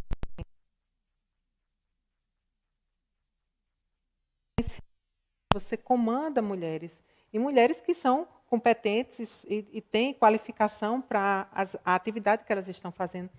Como é estar à frente de uma empresa desse nível, vou dizer, com tantas mulheres à frente, comandando também? Séries, eu sempre gostei de estar com mulheres. Eu sempre gostei de trabalhar com mulheres desde colégio. Eu gostava de estar com as amigas, né, dos movimentos femininos. Eu sempre gostei muito. Então, eu fui ser jornalista, fiz minha universidade lá em Minas. Aí, enfim, fiz a minha carreira como repórter, depois como editora, trabalhei em TV, em jornal. E aí, sempre com a vontade de abrir a minha empresa. Mas eu nunca tive coragem. E nunca me achava também capacitada para isso. Porque nas universidades, você é jornalista, você sabe, você também, Thaís, no curso de odontologia também, eu acho que deve ser assim, a gente não tem visão empreendedora de nada. A gente é preparado para trabalhar para alguém, ou uma grande emissora, então a gente não é preparado para empreender em um projeto, por exemplo, empreender em alguma ideia. Total. Então, eu não me sentia preparada para isso. Aí eu fui ser sócia de uma outra empresa para aprender um pouco do dia a dia administrativo e tal. Até que sim, eu falei, agora eu estou preparada, estudei, estou preparada para abrir a minha própria empresa. E nesse processo de trabalhar com assessoria de imprensa, né, a gente trabalha com empresas, então a gente ajuda na comunicação das empresas que nos contratam. Nesse movimento de trabalho, no dia a dia, eu fui percebendo que as mulheres não tinham muita chance, sabe, de mostrar o que realmente o potencial delas. Então, os grandes jornalistas eram sempre os homens, sabe, tinham mais credibilidade e tudo mais. Então, eu falei, poxa, eu vou inventar e vou criar minha empresa, minha própria empresa, e só vou contratar mulheres. E a minha advogada na época falou assim, André, você não pode falar isso, só vou contratar mulheres. Eu falei, tá, mas eles podem vir fazer a entrevista, né, os candidatos, os rapazes, mas eu vou só botar na minha empresa quem eu quiser. Lógico. E são mulheres. Eu adoro trabalhar com mulheres, eu adoro empoderar mulheres, eu adoro liderar mulheres e capacitar mulheres. Então, a minha equipe sabe disso, a gente fala isso muito, é um assunto muito frequente dentro da Vivaz. Uma das minhas funcionárias, quando ela entrou para fazer o teste de seleção, ela disse assim, a gente pergunta, né, qual é o seu ponto fraco, seu ponto de melhoria? Ela, eu sou muito insegura. Eu falei assim, então você está contratada. E aí, a gente sempre lembra desse fato, ela já está com a gente lá há 2 anos, ela sempre lembra desse fato também, porque é isso, é desafiador para mim ver uma mulher altamente capacitada e que não tem a oportunidade de mostrar o trabalho.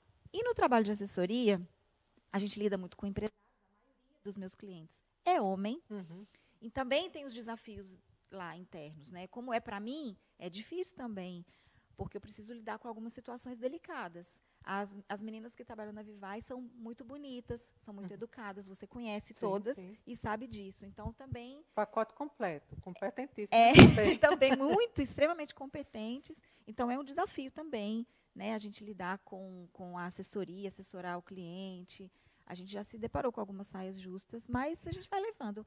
Mas nesse processo de criação e desenvolvimento da Vivaz, quais foram os seus maiores desafios? E como você superou eles? Os desafios são os desafios do pequeno empreendedor nesse país, né? Que é muito difícil ser empresário nesse país.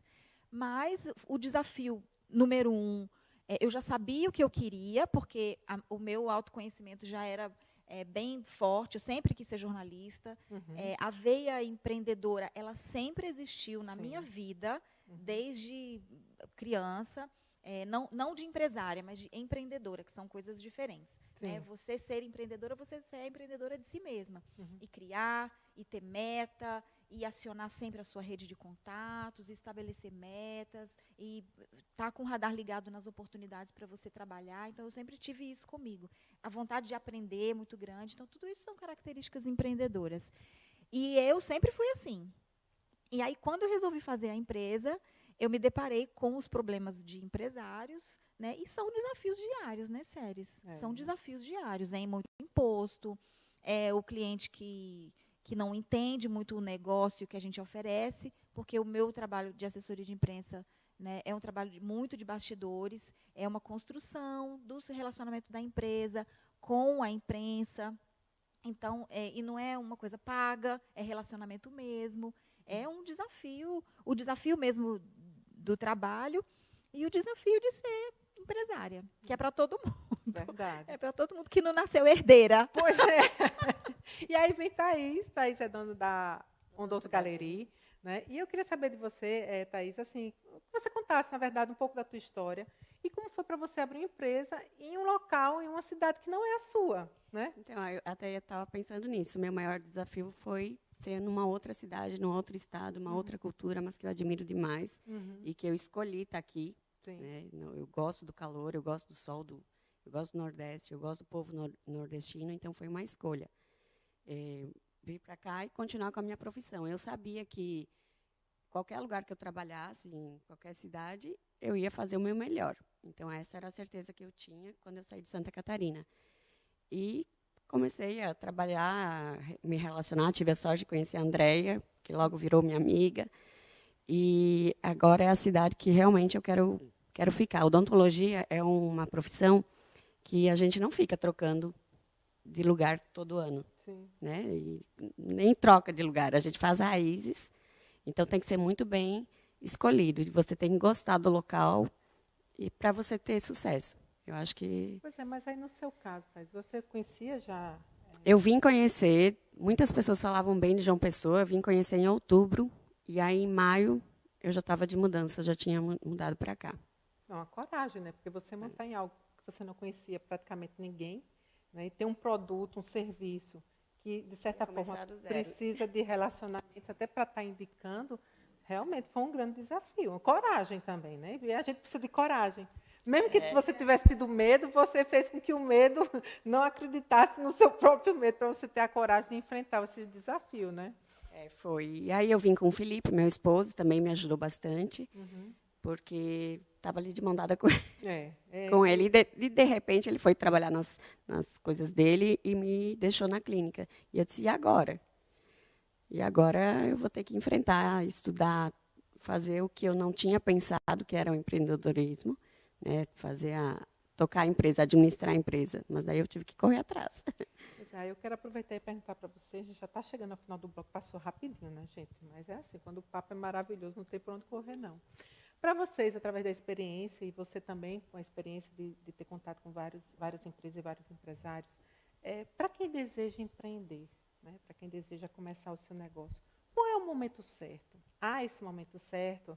Né? E como saber que aquilo que a gente quer colocar para frente, seja uma empresa, seja um serviço, enfim, vai dar certo? É realmente aquilo? Nem vai dar certo, é se realmente é aquilo.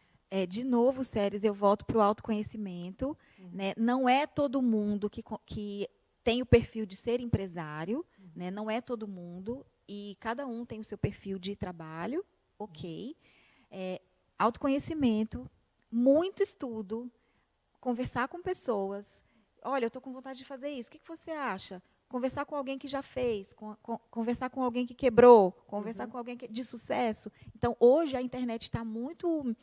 isso é muito possível pelas redes sociais. Né? No YouTube tem vários cursinhos mesmo, cursos para empreender, curso para entender o que é um negócio. Um negócio não é abrir os olhos, ai, meu Deus, agora eu tenho um negócio. Não é assim. É um processo difícil. Você tem que entender que existem muitos desafios de ser um empreendedor. Meu amor, não tem férias, sabe? Você não trabalha 12, 14 horas por dia. Você está disposto a isso? Realmente pelo seu sonho? Ou não? É só uma vontade, uma moda, porque a minha amiga faz, porque o outro faz. Então, para de se comparar. É autoconhecimento, é muito estudo, entender o que vem pela frente e se está disposto a encarar. Sendo assim, né, procurar. Tem hoje várias entidades que ajudam nisso, o próprio Sebrae ajuda bastante a desenvolver, fazer pesquisa de mercado, ver o melhor ponto de venda, tudo isso não é só o que a gente acha. Né? Tem pessoas que estudam isso e que podem ajudar você a te apoiar. E não tenha vergonha de pedir ajuda, porque todo mundo está aí, o mundo está aí, e se a gente não conseguir se comunicar, pedir ajuda mesmo, por medo, por vergonha, né? A gente tem que ser humilde, perguntar mesmo. E assim, a vida é movimento. A gente cai e a gente levanta. Se a gente não se movimentar, a gente não cai. E cai e levanta, a vida é isso. O importante é não parar, né? O importante é não parar. E eu acho também saber o porquê que você quer ser empresário, empreender. Porque tem pessoas que querem ter sua própria empresa para não ter patrão, para fazer seu horário, para chegar a hora que quiser. Não quero mais ser mandada. Você, como empresário, você não tem mais horário porque é 24 horas por dia que você vai viver na empresa. Você vai, se estiver em casa, vai estar pensando na empresa, se está viajando, está pensando na empresa. Então, por esse motivo, eu já desestimulo. Eu acho que a pessoa nem vai fazer, porque vai ter muito mais trabalho. E outra coisa que vem a responsabilidade. Né? Tem as alegrias, mas tem o ônus da responsabilidade. A pessoa tem que conhecer, não basta ter um bom produto, tem que saber se as pessoas querem comprar aquele produto. Então, é conhecer o mercado e se autoconhecer. E outra, a equipe também, o time interno, né, também é outro grande desafio, que a gente nem falou aqui, mas é difícil gerir equipe, não é fácil. Cada cabeça pensa de uma maneira e você não vai conseguir agradar todo mundo, não pode ter essa neura de querer, eu quero agradar todos os meus funcionários, agradar maravilhosamente meus clientes. Não é. Empreender também é fazer escolhas, e fazer escolhas é cortar. Né? E às vezes não agrada. Não agrada mesmo. Muito bem, meninas. Obrigada, viu, por vocês estarem aqui. E espero que vocês voltem mais vezes, viu? Claro que sim. Alto Feliz Dia da papo. Mulher para Você você, também. Séries, para você também. Obrigada. Feliz Dia das Mulheres. Obrigada. E para vocês também, todas. Bom, pessoal, nós vamos para o nosso intervalo, mas daqui a pouquinho a gente volta, viu? Até já.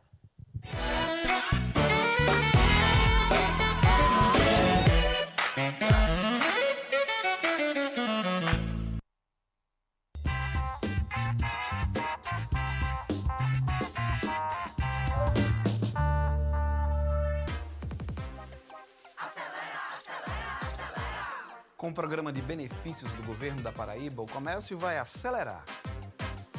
Tem redução de tributação dos veículos usados e do ICMS para frete de produtos minerais. Acabaram-se os limitadores, o que permitirá o aumento na variedade de produtos comercializados pelos atacadistas de medicamentos. Com trabalho, cuidado e avanço, o comércio cresce e a vida melhora para todos. Governo da Paraíba.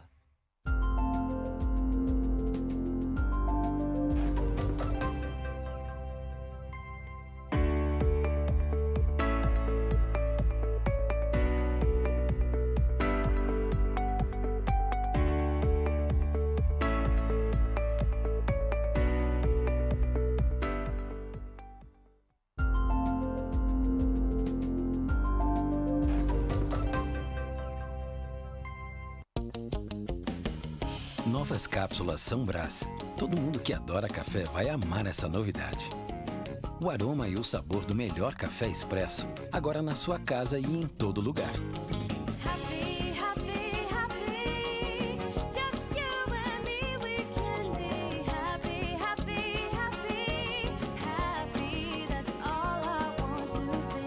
Expresso São Brás em novas cápsulas. Experimente, é outra coisa.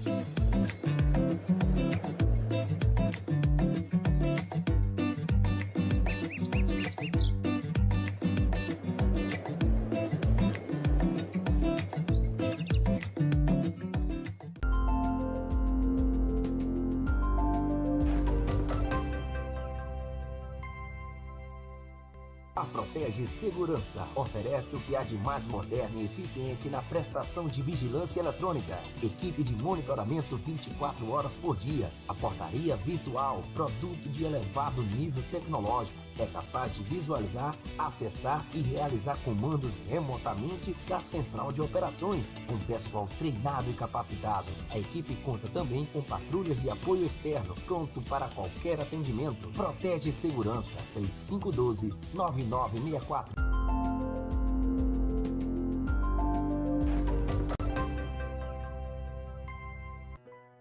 O espaço gourmet do Manaíra Shopping está ainda mais completo. Agora com elevador de acesso direto para você viver uma experiência única através de uma verdadeira jornada gastronômica. O melhor da cozinha regional, frutos do mar, culinária portuguesa, grelhados premium e a culinária japonesa com estrela Michelin te esperam aqui no Espaço Gourmet. Manaíra Shopping, sempre pensando em você.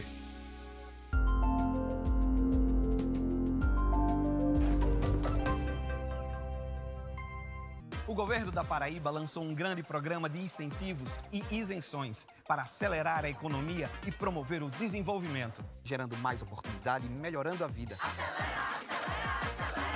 Tem incentivo, corte e isenção de impostos para agropecuária, serviços, comércio, transporte e indústria. Com esse programa, a Paraíba fica mais forte e competitiva. É mais trabalho, cuidado e avanço. Compromisso com uma vida melhor para todos. Governo da Paraíba.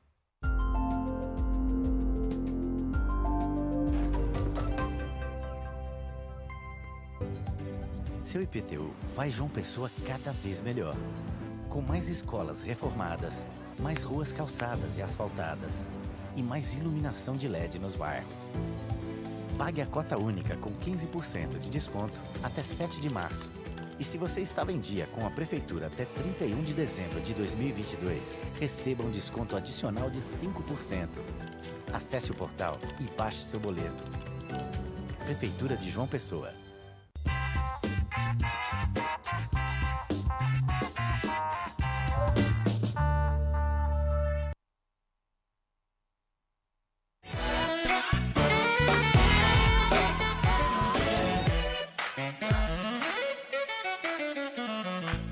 No ar, mais um programa é Fashion. Agora a gente vai conversar com o psicoterapeuta Lucas Braz. E ele vai nos ensinar, né? Eu espero que a gente possa compreender como ter paciência, como desenvolver a paciência. Será que é possível? Você aí que é inquieto, você que é impaciente, será que a gente consegue mesmo? Seja bem-vindo ao programa é Fashion. Muito obrigado mais uma vez. Sim. Sempre uma gratidão fazer parte desse programa e dessa entrega de conhecimento e de tirar dúvidas das pessoas. Pois é, eu já estava com saudade de você. E se reencontrar, viu? né? Pois Exato. é. Lucas, para começar e ter um entendimento maior, o que é a paciência? Paciência é uma habilidade. Falar sobre paciência, eu vou usar uma analogia daquele jogo de paciência do computador. Você se lembra? Sim, sim. A paciência é o jogo. Tá. As cartas são as situações que a gente vive todos os dias da nossa vida. Então, a cada carta que a gente puxa, a gente vai passar por uma situação que vai nos questionar sobre a capacidade de tolerar e de aguardar aquela situação. Então, a paciência está muito ligada ao tempo. Então, paciência é uma habilidade. É algo que pode ser aprendido. Mas quem é paciente é calmo? É a mesma coisa, tem a mesma relação? Ou é Não diferente? necessariamente. Porque a paciência ela vai estar relacionada a essa capacidade de lidar com esperar por algo que aconteça. Então, isso tem a ver com o quê? Com expectativas. Então, se eu crio expectativas que elas são irrealistas, ou que elas são muito distantes, eu vou talvez vivenciar uma impaciência por estar esperando algo por muito tempo, porque eu levei isso para um lugar distante. Mas a pessoa, ela nasce com a paciência ou ela desenvolve a paciência? Existe o fato da predisposição familiar, cultural, social, do lugar que a pessoa vive, genética, inclusive, de como os pais e os avós lidavam com situações, problemas, situações adversas. Então, existe essa predisposição. Mas o principal fator é onde eu estou inserido. Qual é a escola que eu estou, qual é a comunidade que eu estou, quem está ao meu redor, o que eu estou vivendo, o trabalho que eu estou, a família e o que está acontecendo na família, porque é sistêmico. Então, eu vivencio uma situação que ela me deixa impaciente, não sou eu e a situação, existe todo um contexto que interliga através de uma rede de conexões e de contatos, e aí você vivencia a situação da impaciência. Tá, mas aí o que é que leva uma pessoa a não ter paciência? São inúmeros fatores, que são essas cartas da comparação que eu fiz com o jogo. Tá. Então, vamos pensar que cada situação da nossa vida ela vai nos fazer esperar ou criar uma expectativa muito alta por algo. Ou, vou dar um exemplo cotidiano, uma fila de um banco. A pessoa vai numa fila e ela está apressada porque ela quer ir rápido. E aquela situação pode ser um gatilho para ela começar a se preocupar e pensar que ela pode não chegar ao tempo no trabalho, ou na escola, ou levar o filho para casa. E esses pensamentos, quando eles começam a ser aglomerados de forma negativa, não vai acontecer, não vou conseguir, não vai dar certo, a pessoa ela começa a desenvolver uma sintomatologia que é ansiedade, que é a preocupação exagerada. Então, existem as situações que iniciam os gatilhos e o que a gente lida a partir disso. Tá, mas quais seriam, então, as características de uma pessoa impaciente? Uma pessoa, ela, geralmente, quando ela é impaciente, ela é mais irritada, ou ela é mais ansiosa, ou ela é mais preocupada. Ela, às vezes, também tem aí, quando a gente pensa sobre esquemas, que esquemas são construídos na infância. Sim. Que aí são padrões que a gente vem repetindo até hoje, porque são padrões cotidianos. E existe também a diferença entre hábitos e situações onde exige a questão dos esquemas, né? Os esquemas ele é mais profundo e o hábito é aquele mais comportamental. Tá certo. Mas aí, o que é que leva a essa impaciência de fato? Alguns fatores que vão agravar essa impaciência. Tá. Falta de sono, fadiga emocional, fadiga física, estresse no dia a dia, entende? Então, a impaciência, ela vai sendo... Porque não existe uma pessoa que ela é paciente ou impaciente. Existe a pessoa que ela vai vivenciar situações que vão levar ela para a paciência e a impaciência. Tá. Né? Quer dizer, leva aos extremos. Isso. Uma pessoa que ela tem muitas atividades, muitos compromissos e responsabilidade, ela acaba realmente absorvendo isso e no dia a dia ela não tem mais essa tolerância Sim. com tudo que acontece em volta dela? Sim. Principalmente quando essa impaciência ou essa falta de habilidade de lidar com situações onde ela pode buscar, inclusive, estratégias, claro, e ela, a partir do esforço, ela pode lidar com isso. Né? Mas quando ela começa a ter mais ansiedade, quando ela começa a não gerir bem essas emoções e essas situações adversas, ela começa a desencadear um adoecimento psicológico. E aí, consequentemente, quem está ao redor dela vai perceber de forma mais clara, ao mesmo tempo que vai estar sentindo também com ela algo que esteja acontecendo. Pois é, e quando você fala isso, eu já vem um outro pensamento. Uma pessoa dessa, uma pessoa que ela é impaciente, ela pode desenvolver doenças além de toda essa ansiedade que ela sente, né, se for um dos pontos. Até que ponto isso pode prejudicar a vida dela, em termos de saúde física, mental e também na saúde, na relação entre as pessoas? Então, a relação dela com as pessoas vai se fragilizar, né, tende a se fragilizar. Né, na saúde física. Por isso que aí é tão importante a atividade física e um cuidado integrativo, né, um multiprofissional, multi-olhares, né, para poder cuidar desse indivíduo que passa por uma situação que ela é sistêmica. Então, quando a gente pensa sobre uma pessoa que não dorme bem e ela tem uma atividade onde ela precisa chegar rápido no trabalho e ela pega um trânsito, essas decisões que ela tomou de forma não tão assertiva vai levar ela para o desafio da paciência. Porém, se ela está em adoecimento e ela já vem sofrendo com ansiedade ou outras sintomatologias psicopatológicas, ela vai talvez ter episódios de estresse, de irritabilidade, de episódios que possam até tornar o cotidiano dela, de certa forma, frágil. Entende? E até sofrido, né? E até Porque sofrido. cada dia ela está Principalmente sofrido. numa eterna briga, num eterno mal-estar com tudo aquilo que ela vivencia. Agora, tem alguma maneira de desenvolver a paciência? Há essa possibilidade da pessoa controlar e realmente desenvolver, mesmo ela sendo impaciente? Sim, super. A partir justamente do aprender. Trabalhar, falar sobre psicologia, sobre cognitivo comportamental, sobre esquemas, é falar sobre aprendizado. É um aprendizado que a gente não aprende diretamente na escola, mas indiretamente pelo sistema, porque a gente se desenvolve e cresce a partir das trocas, das relações. Então, aprender como lidar com as situações que acontecem, ou seja, as cartas que a gente puxa nesse jogo todos os dias, a gente vai começar a aceitar que eu posso estar vivendo situações que me deixam impaciente.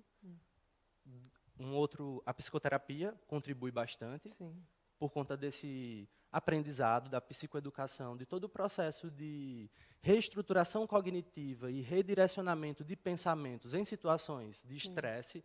Quando a gente está estressado, a gente costuma ser muito impulsivo na decisão, porque o cérebro da gente entra num processo de luta ou fuga.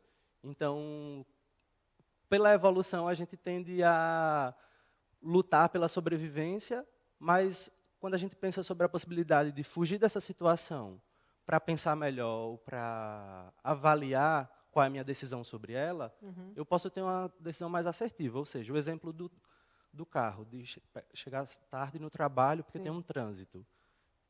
Se eu percebo que eu consigo sair 20 minutos antes para não pegar aquele trânsito, eu vou evitar aquele estresse no trânsito. Sim. E talvez aquele grito, ou aquela buzinada, ou talvez aquela situação que pode gerar uma fragilidade no relacionamento com as pessoas, uma briga e, consequentemente, desencadear situações críticas. É interessante isso, porque mesmo que ele esteja no trânsito, que ele esteja lá, vamos supor, que ele continue engarrafado, mas se ele não tem aquela preocupação que ele sempre tem quando sai, talvez alivie mais o estresse dele, ou a impaciência já não permita chegar. Seria também por aí, né, Lucas? Isso mesmo. Muito bem. Gente do céu, a gente vai aprendendo, porque eu, às vezes, não tenho paciência nenhuma. E não existe eu também não tenho, não, porque mas é tem isso. que administrar, né? Exato, e que faz saber. parte. E psicólogo vai ao psicólogo para aprender a lidar com situações ou com cartas de impaciência que são novas, porque cada situação da nossa vida é única. Então, não tem como a gente saber o que é que vai acontecer no próximo momento, né? Pois é. E aí você falou também a questão dos pais, né? Na infância, tem como os pais trabalhar isso na criança para que ela não se torne um adulto totalmente impaciente? Pode vir também essa impaciência da infância? O primeiro passo é os pais perceberem que eles entre si e individualmente precisam lidar, cuidar e observar essa capacidade de ter paciência. Uhum. Porque o filho ele já vai se espelhar naquele modelo parental. Então, sua filha, por exemplo, provavelmente você já vivenciou de ela, sem você nem perceber, ela observar você fazendo algo, ela pequena, e você depois perceber que ela estava replicando aquilo. Uhum. Já aconteceu? Comigo já. Exato. Então o filho Comigo observa já o filho observa o pai quando ele não está nem observando o que está sendo observado. Verdade. E na maioria das vezes é aí que a criança aprende, Uhum. entende?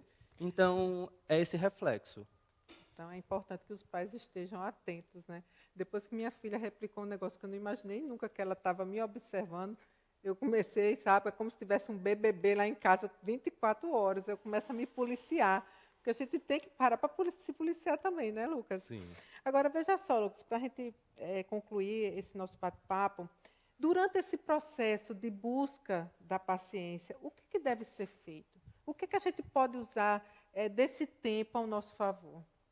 Então, se a gente for pensar desde uma atividade física, desde um olhar para o que é que está acontecendo nos meus relacionamentos, na minha forma de comunicar-me com as pessoas, na forma de eu criar também expectativas, ou eu parar para refletir que o nosso dia a dia vai existir situações que vão nos colocar nesse duelo de eu preciso lidar com a paciência, eu preciso lidar com o estresse, eu preciso lidar com as pessoas, com a rotina, com o trabalho acelerado. Então, eu vou talvez trazer 3 pontos bem importantes.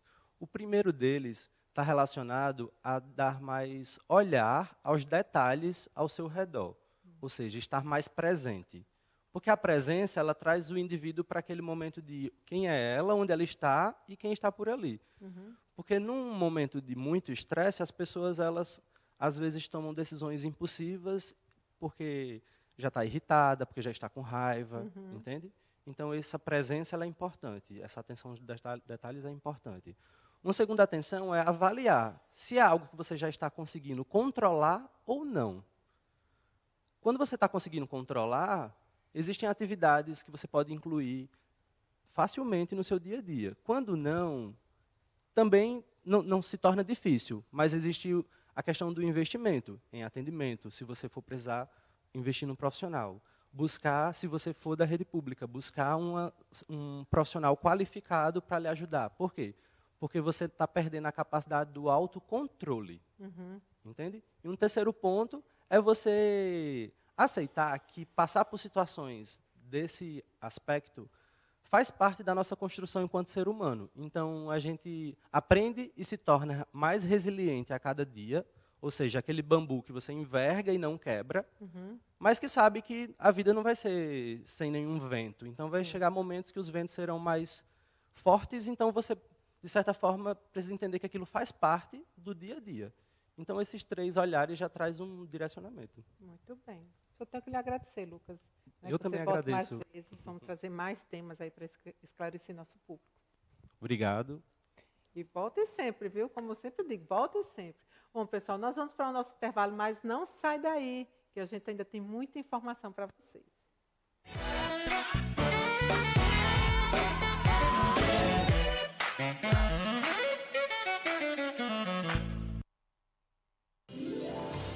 Em pleito realizado no último dia 14, o empresário paraibano Francisco Gadelha foi reeleito para a presidência da FIEP. Ao lado da nova diretoria, o dirigente fica à frente da instituição até 2027. Sob o seu comando, nos últimos anos, a federação teve ampla participação em pleitos de importância para o setor produtivo.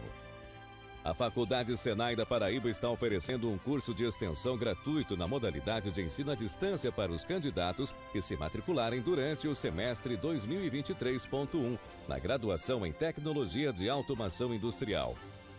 3 projetos da Escola SESI avançaram para a final da 21ª edição da Feira Brasileira de Ciências e Engenharia. Os projetos serão apresentados pelos estudantes na mostra presencial entre os dias 20 e 24 de março e foram desenvolvidos no Laboratório de Iniciação Científica nas escolas de Bahia, Campina Grande e Patos.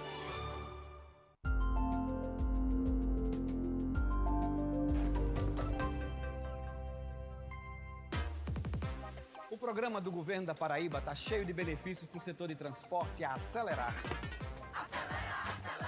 Tem a prorrogação do crédito de 80% para 100% para as empresas de ônibus, redução de 50% no ICMS do diesel para o transporte coletivo e intermunicipal e a isenção de IPVA para motos de até 170 cilindradas. Com trabalho, cuidado e avanço, a gente faz a vida melhor. Governo da Paraíba.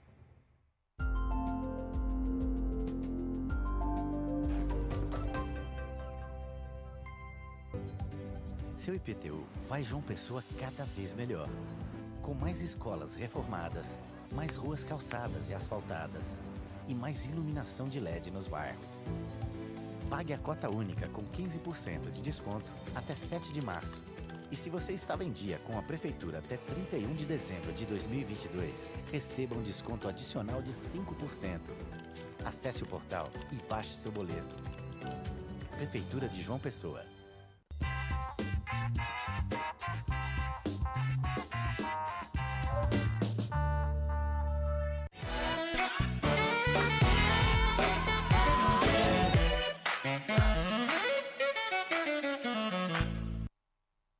Olá, estamos de volta com mais um programa Fashion e agora a gente vai conversar com o médico oncologista, Dr. Fernando Costa.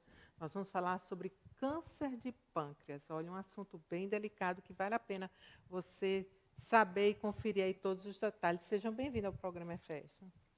Oi, Séries, boa tarde aos telespectadores. Então, hoje vamos conversar um pouquinho sobre esse tema tão importante. Pois é, e um tema, né, um assunto que foi um dos mais comentados essa semana, né, por conta do falecimento do ex-prefeito de Pedras de Fogo, né, Manuel Júnior, e também foi um dos fatos também que vitimou, né, o empresário Steve Jobs, né, o criador da Apple. Então, assim, o câncer de pâncreas foi realmente bastante falado e muita gente ainda tem dúvidas com relação ao assunto. E aí eu queria saber, doutor, por que o câncer de pâncreas ele é tão fatal? Ótima pergunta. E então, para a gente começar a entrar no tema, vamos entender o que é o pâncreas primeiro, né? Então, o que é o pâncreas? O pâncreas ele é um órgão, ele é uma glândula, tá? Que ele se localiza no nosso corpo, numa região ali por trás do estômago, e ele fica numa parte mais posterior, que a gente dá o nome de retroperitônio. Então, ele já é ali mais próximo da região da coluna. Quais são as suas funções principais? Então, o pâncreas ele tem uma função endócrina importante. Sabe aquele hormônio, a insulina, né, que é muito conhecido relativo aos quadros de diabetes? Então, ele produz esse hormônio chamado insulina e ele também produz enzimas que atuam para as questões digestivas, certo? Então, ele tem uma função muito importante. O pâncreas ele é dividido em 3 regiões, basicamente. A gente vai falar da cabeça do pâncreas, do corpo e da cauda. Isso é importante para que a gente consiga, mais para frente, entender um pouco melhor os sintomas, como é que essa doença pode se manifestar. Relativo à parte da agressividade, uma das grandes dificuldades é que é uma patologia que ela tende a ter esse diagnóstico em fases mais avançadas. E logo a gente vai entender melhor esse motivo. E por uma característica inerente à própria patologia, ela tem um comportamento mais agressivo, né? Então, ela tem uma capacidade maior de multiplicação e de disseminação para outros órgãos. Entendi. E o que leva uma pessoa a ter o câncer de pâncreas? Outra pergunta muito importante. Então, existem vários fatores. Então, a gente vai falar primeiro dos fatores de risco, tá? Então, são fatores que, quando eles estão presentes, eles aumentam a chance que aquela pessoa possa vir a desenvolver o câncer de pâncreas. Gostaria aqui de ressaltar o tabagismo, então, o uso do cigarro, tá? É um dos grandes fatores de risco relacionados. A ingestão excessiva de álcool também, a obesidade, o sedentarismo, e existem também as questões relacionadas à parte genética. Então, cerca de 10% a 15% tem alguma relação, algum componente genético associado. Então, quando a gente está avaliando, né, está conversando com aquele paciente, onde há essa suspeição ou até o diagnóstico do câncer de pâncreas, sempre a gente também questiona, comenta sobre essa parte familiar também. Agora, quais seriam os sinais ou sintomas do câncer de pâncreas? Tem como suspeitar? Tem sim. Infelizmente, essa suspeita ela tende a ser dada em fases mais avançadas de doença. E agora que a gente entende essa localização, então que ele é dividido em cabeça, corpo e cauda, os tumores de pâncreas, geralmente, eles, em sua maioria dos casos, eles estão localizados nessa parte da cabeça do pâncreas. A cabeça do pâncreas ela é muito próxima ali da região da vesícula biliar. Tá? Então, o que é que pode acontecer? Esse tumor que se forma na cabeça do pâncreas, essa neoplasia, ela vai aumentando de tamanho e pode causar uma obstrução nessa passagem desse líquido, desse conteúdo da vesícula biliar. E isso causa um sintoma que nos chama muita atenção, que vamos dar o nome de icterícia. O que é icterícia? A icterícia é aquela tonalidade amarela, né, que pode surgir tanto na pele, como também nos olhos, né, na esclera, que é essa parte branca dos olhos. Então, esse é um sintoma que nos chama muita atenção. Outras questões também que podem estar relacionadas com o câncer de pâncreas são a perda de peso. Então, aquela perda de peso não intencional, uma perda de apetite, um cansaço, uma fraqueza, por vezes extrema, inexplicada, dores abdominais e, inclusive, também dor lombar. Lembra que eu falei da localização do câncer de pâncreas, então que ele fica ali atrás do estômago, já mais para perto da região da costela? Um dos sintomas que podem se apresentar inicialmente, inclusive, é uma dor nas costas.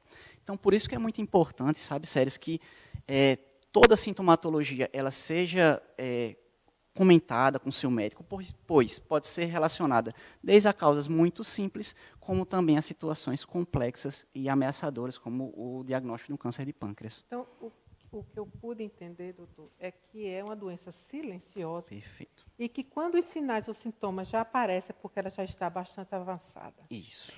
E aí, o que é que faz nesses casos? Ótimo. Então, acho que é um questionamento, né, que o telespectador deve ter nesse momento. Existe algum exame para uma detecção precoce, para uma prevenção? Exames de detecção precoce, a gente pode falar relativos ao câncer, né, para a gente tentar exemplificar, da mamografia, da colonoscopia, do Papa Nicolau, o exame citológico, né, o preventivo para o câncer de colo de útero. Porém, infelizmente, para o câncer de pâncreas, a gente não tem um exame de rastreio, certo? Então, não há aquele exame que eu possa dizer, olha, a partir de tal idade, vamos fazer essa realização desse exame, que nós estamos fazendo um rastreio populacional para essa doença. Então, de fato, é uma doença silenciosa.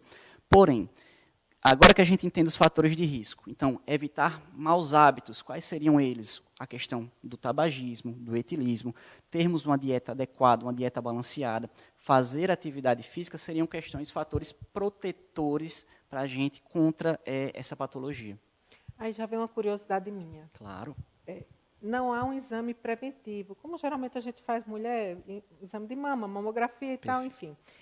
Um ultrassom de abdômen total, ele não pode, nesse ultrassom, detectar algo de diferente no pâncreas? Eu quero fazer um abdômen total, vamos ver rim, ver não sei o quê. Ver o pâncreas. Excelente pergunta. É possível? É possível. Olha aí, possível, olha certo? Aí. Então, muito boa tua pergunta. Eu faço muito abdômen total.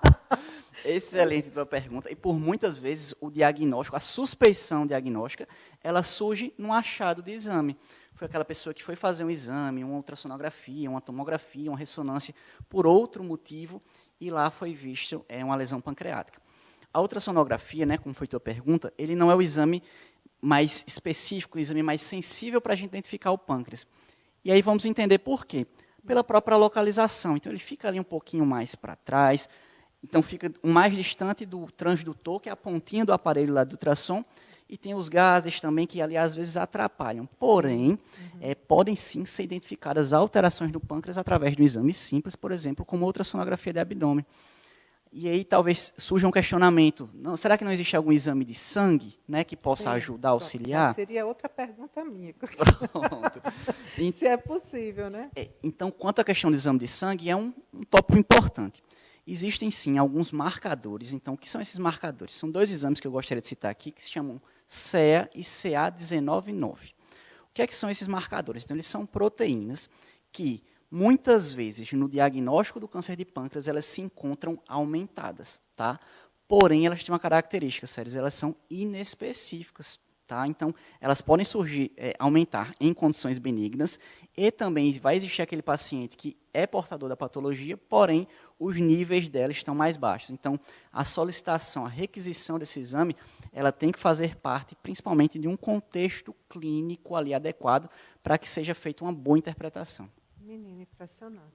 Mas ele sentindo essas dores, já está no grau avançado. Qual é o exame que faz para detectar mesmo que tem câncer? É punção, é fazendo biópsia? É o que nesse caso? Ótimo. Então, vamos lá. Vamos tentar fazer uma linha do tempo. Então, chegou aquele paciente que teve esse quadro da icterícia, ele ficou amarelo. Tá. Né? Então, ficou amarelo, uma coisa estranha, estava com outros sintomas, perda de peso, dificuldade para alimentar, cansaço, procurou o médico. E nessa avaliação, o que é que ele viu? Viu essa tonalidade, pediu alguns exames complementares, fez, por exemplo, ultrassonografia de abdômen, e aí a gente vai partir para exames mais específicos, como tomografias, ressonâncias, onde, pela própria característica da lesão naquele exame, nesse exame de imagem, principalmente esses exames de imagem mais detalhados, a gente já pode inferir o diagnóstico, porém, o diagnóstico definitivo é através da biópsia. Então, realmente, já é um caso já bem avançado. E quais são os tipos de câncer de pâncreas? Tem como definir? Temos sim. O principal tipo de câncer de pâncreas, o mais frequente, ele chama-se adenocarcinoma de pâncreas, certo? Ele corresponde à maioria dos casos. E é exatamente esse adenocarcinoma de pâncreas que tem essa característica agressiva. Então, ele é um tumor de alta replicação. Então, rapidamente ele tem esse potencial de crescer e de causar metástase. E aí vamos entender o que é uma metástase. A metástase é aquela célula maligna, tá, que ela saiu lá do local onde ela nasceu, nesse caso a gente está falando do pâncreas, e acometeu outros órgãos. Frequentemente, no câncer de pâncreas, esses sítios de metástase, a gente vai falar principalmente de fígado e do peritônio, certo? Que é um órgão também que fica ali na região do abdômen. Tá? Então, relativo a essa questão, Séries, que você está perguntando, né? Então, os tipos existem outros subtipos, por exemplo, como os tumores neuroendócrinos, que têm um comportamento diferente, um comportamento mais indolente, então tem um comportamento menos agressivo. Porém, infelizmente, quando a gente fala do câncer de pâncreas, é esse subtipo, que é o adenocarcinoma, que ele é o mais agressivo e o mais frequente. Há tratamento, então, para cada tipo desse? Há tratamento, certo? Então, isso é uma coisa que eu gostaria de ressaltar. Há tratamento, tá? O tratamento, ele vai variar de acordo com o estadiamento. O que é isso? Vamos pensar assim como o grau que a doença foi dada ali ao diagnóstico. Então, vão ter várias questões que vão ser importantes. Então, primeiro, vai ser avaliado o quê? Se essa lesão está restrita ao pâncreas, então, se ela está localizada apenas no pâncreas, isso a gente vai fazer esse diagnóstico através de exames de imagem. Quando ela está restrita ao pâncreas, o que é que pode ser avaliado? Um tratamento que vai ser chamado de neoadjuvante. O que é isso? É um tratamento que precede. E ele vai preceder o quê? O tratamento cirúrgico. Então, a base do tratamento das doenças de pâncreas localizadas, que estão ali restritas ao pâncreas, é o tratamento com cirurgia. Pode ser feita quimioterapia antes de realizar a cirurgia, para que aquela lesão que estava ali, mas ela era grande, extensa, tivesse um difícil acesso cirúrgico, para ela reduzir de tamanho e poder ser feita essa cirurgia, como o paciente pode fazer inicialmente a cirurgia e complementar esse tratamento com a quimioterapia. Quando nós falamos dessas fases mais avançadas de doença, né, onde já há a doença metastática, que infelizmente corresponde a mais de metade dos casos, o tratamento ele consiste em tratamento com quimioterapia, onde nós vamos visar um melhor controle de doença, né, a gente vai tentar buscar o controle da doença, e através desse controle de doença, qualidade de vida para o paciente. Então, é muito importante a gente saber que o câncer de pâncreas, apesar da gente estar comentando de ser uma doença que, na maioria dos casos, se comporta de uma forma agressiva, uma doença grave, mas que sim, ela tem tratamento. Mas é possível sobreviver ao câncer de pâncreas? É possível sobreviver ao câncer de pâncreas? Qual é a sim. porcentagem? Isso é importante, né? Então, a gente pensar nessa questão de porcentagem. Números em medicina é algo que é difícil. Por quê? Porque a gente, sempre que a gente for falar no número, a gente pegou um grande número de pessoas, tá, Séries? Tá. E desse grande número de pessoas, a gente fez ali uma mediana. Tá? Entendi, certo. Porém, quando a gente fala de diagnósticos mais precoces, tá, nós estamos falando de chance de tratamento curativo. Então, existe, em estágios mais iniciais de doença, chance de cura com o tratamento. Porém, infelizmente, nas doenças mais avançadas, é uma doença de um alto potencial de mortalidade mesmo, de letalidade. Quando a pessoa descobre o câncer já no início, já avançado, com metástase, qual é o tempo de vida dela? Olha, vamos falar aqui de um dado, tá? Talvez seja um dado que seja muito impactante. Em oncologia, nós gostamos de usar uma estatística que é chamada de sobrevida global, ou seja, naquele período, dos 100 pacientes que foram acometidos por aquela doença, esse número vai estar vivo num período de tempo determinado. Então, se a gente for pensar no intervalo de 5 anos, infelizmente, pacientes com doença avançada, menos de 5% deles estariam vivos. Então, é uma doença com uma alta taxa de mortalidade. Pela rapidez, como você já falou, da metástase. Pela agressividade que ela pode se comportar. Uhum. Né? Então, nós temos... Surgem, né, casos emblemáticos, por exemplo, como o do nosso querido doutor Manuel Júnior, né, que infelizmente faleceu, decorrente de complicações do câncer de pâncreas. Podemos citar também o Steve Jobs, né, então a gente vê que é uma doença que ela não escolhe, né, não tem predileção, preferências, acomete de forma quase que igualitária homens e mulheres, porém mais os homens, e a idade é um fator de risco. Então, ela tende também a acometer pessoas com idade mais avançada. E essa questão de ter esse diagnóstico em idades mais avançadas, isso também, queira ou não, infere nessa parte de prognóstico. Mas a idade avançada seria a partir de que idade? 50, 60? É mais frequente a partir dos 50 anos, porém a gente vai ter um pico ali de incidência por volta dos 70 anos. Entendi. Tá? E mais frequente em homens. Então, nesse caso, como não há assim, um exame específico, né, preventivo para o câncer de pâncreas, então, a ideia, assim, para quem quer ter esse cuidado e, de repente, diagnosticar logo no início ou alguma suspeita, seria esses exames de ultrassom e que poderia ser feito? Ou o que é que o senhor orienta nesse caso? Ótimo. Então, o que é imprescindível? Tá. Os bons hábitos de vida, então a gente cuidar da nossa saúde de uma forma plena, de uma forma ampla. Eu vou até aproveitar aqui. Então, a gente cuidar desde a nossa parte emocional, a gente ter o cuidado também com a parte de atividade física, de alimentação e o acompanhamento por equipe multiprofissional regular. Então, é você ter aquele acompanhamento com o seu médico, onde ele pode identificar aquele sintoma e já pedir os exames que se façam necessários, fazer os exames de rastreio, ter todo aquele cuidado com a saúde. Né? Então, quando eu falo de equipe multiprofissional, isso é muito importante. A gente vai estar falando da questão da psicologia, da fisioterapia, da enfermagem, da fonoaudiologia. Então, a gente tem que pensar, Séries, na nossa saúde de uma forma ampla mesmo. Sempre está fazendo um check-up, visitando os médicos periodicamente, para justamente prevenir qualquer... pegar de surpresa qualquer doença que, né, já esteja em estado avançado, ou mesmo detectar no início. Ou mesmo detectar porque todo início há essa probabilidade de tratamento e cura. Sim, então a doença localizada, existe sim essa possibilidade de cura, tá? Então isso é muito importante. E eu também gostaria de ressaltar que mesmo nas fases de doença mais avançada, né, nas doenças metastáticas, a gente tem sim esse tratamento. Então, é um tratamento que é feito de forma integral. Então, mesmo pacientes fora de possibilidade terapêutica de cura, existe tratamento, existe cuidado. Então, esse paciente precisa ser acolhido, essa família precisa ser acolhida, esse paciente precisa ser assistido, ele precisa ter um bom controle dos seus sintomas, e dentro das limitações impostas pela doença, a gente precisa promover para esse paciente a melhor qualidade de vida, e é nosso papel aqui enquanto profissionais, né, de saúde. E muito importante também, essa oportunidade que você está dando aqui, para que a gente possa conversar, para que a gente possa falar sobre saúde, sobre patologias, muitas vezes como o câncer de pâncreas, né, doenças que tendem a ter esse caráter mais silencioso, mas que há a possibilidade de tratamento, que a gente precisa saber como lidar, quais são os sintomas que podem surgir. Então, por vezes, situações como essa que acontecem, né, elas trazem à tona temáticas tão importantes para a nossa saúde pública mesmo, né? Pois é, e por mais que Dr. Manuel Júnior, que também era médico, sim, ele tenha partido e nos deixado, eu creio que a doença dele nos trouxe um ensinamento. Com e nos certeza. fez, né, ter esse alerta com relação à doença, porque eu confesso, durante esses meus 9 anos de TV, eu nunca fiz uma entrevista sobre câncer de pâncreas.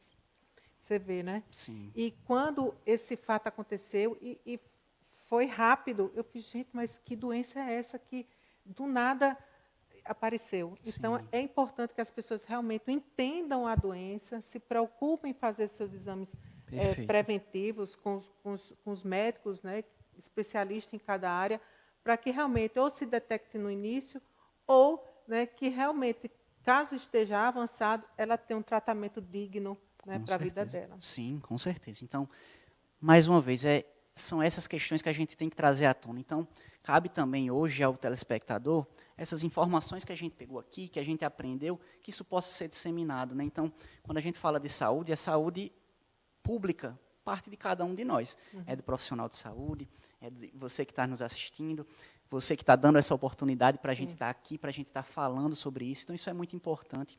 E, mais uma vez, os bons hábitos de vida, então, o cuidado com a parte emocional, a gente ter preocupação mesmo com a nossa questão alimentar, com o controle do peso, com evitar ao máximo atitudes como o tabagismo e o etilismo, então o consumo de cigarro, de álcool e outras substâncias.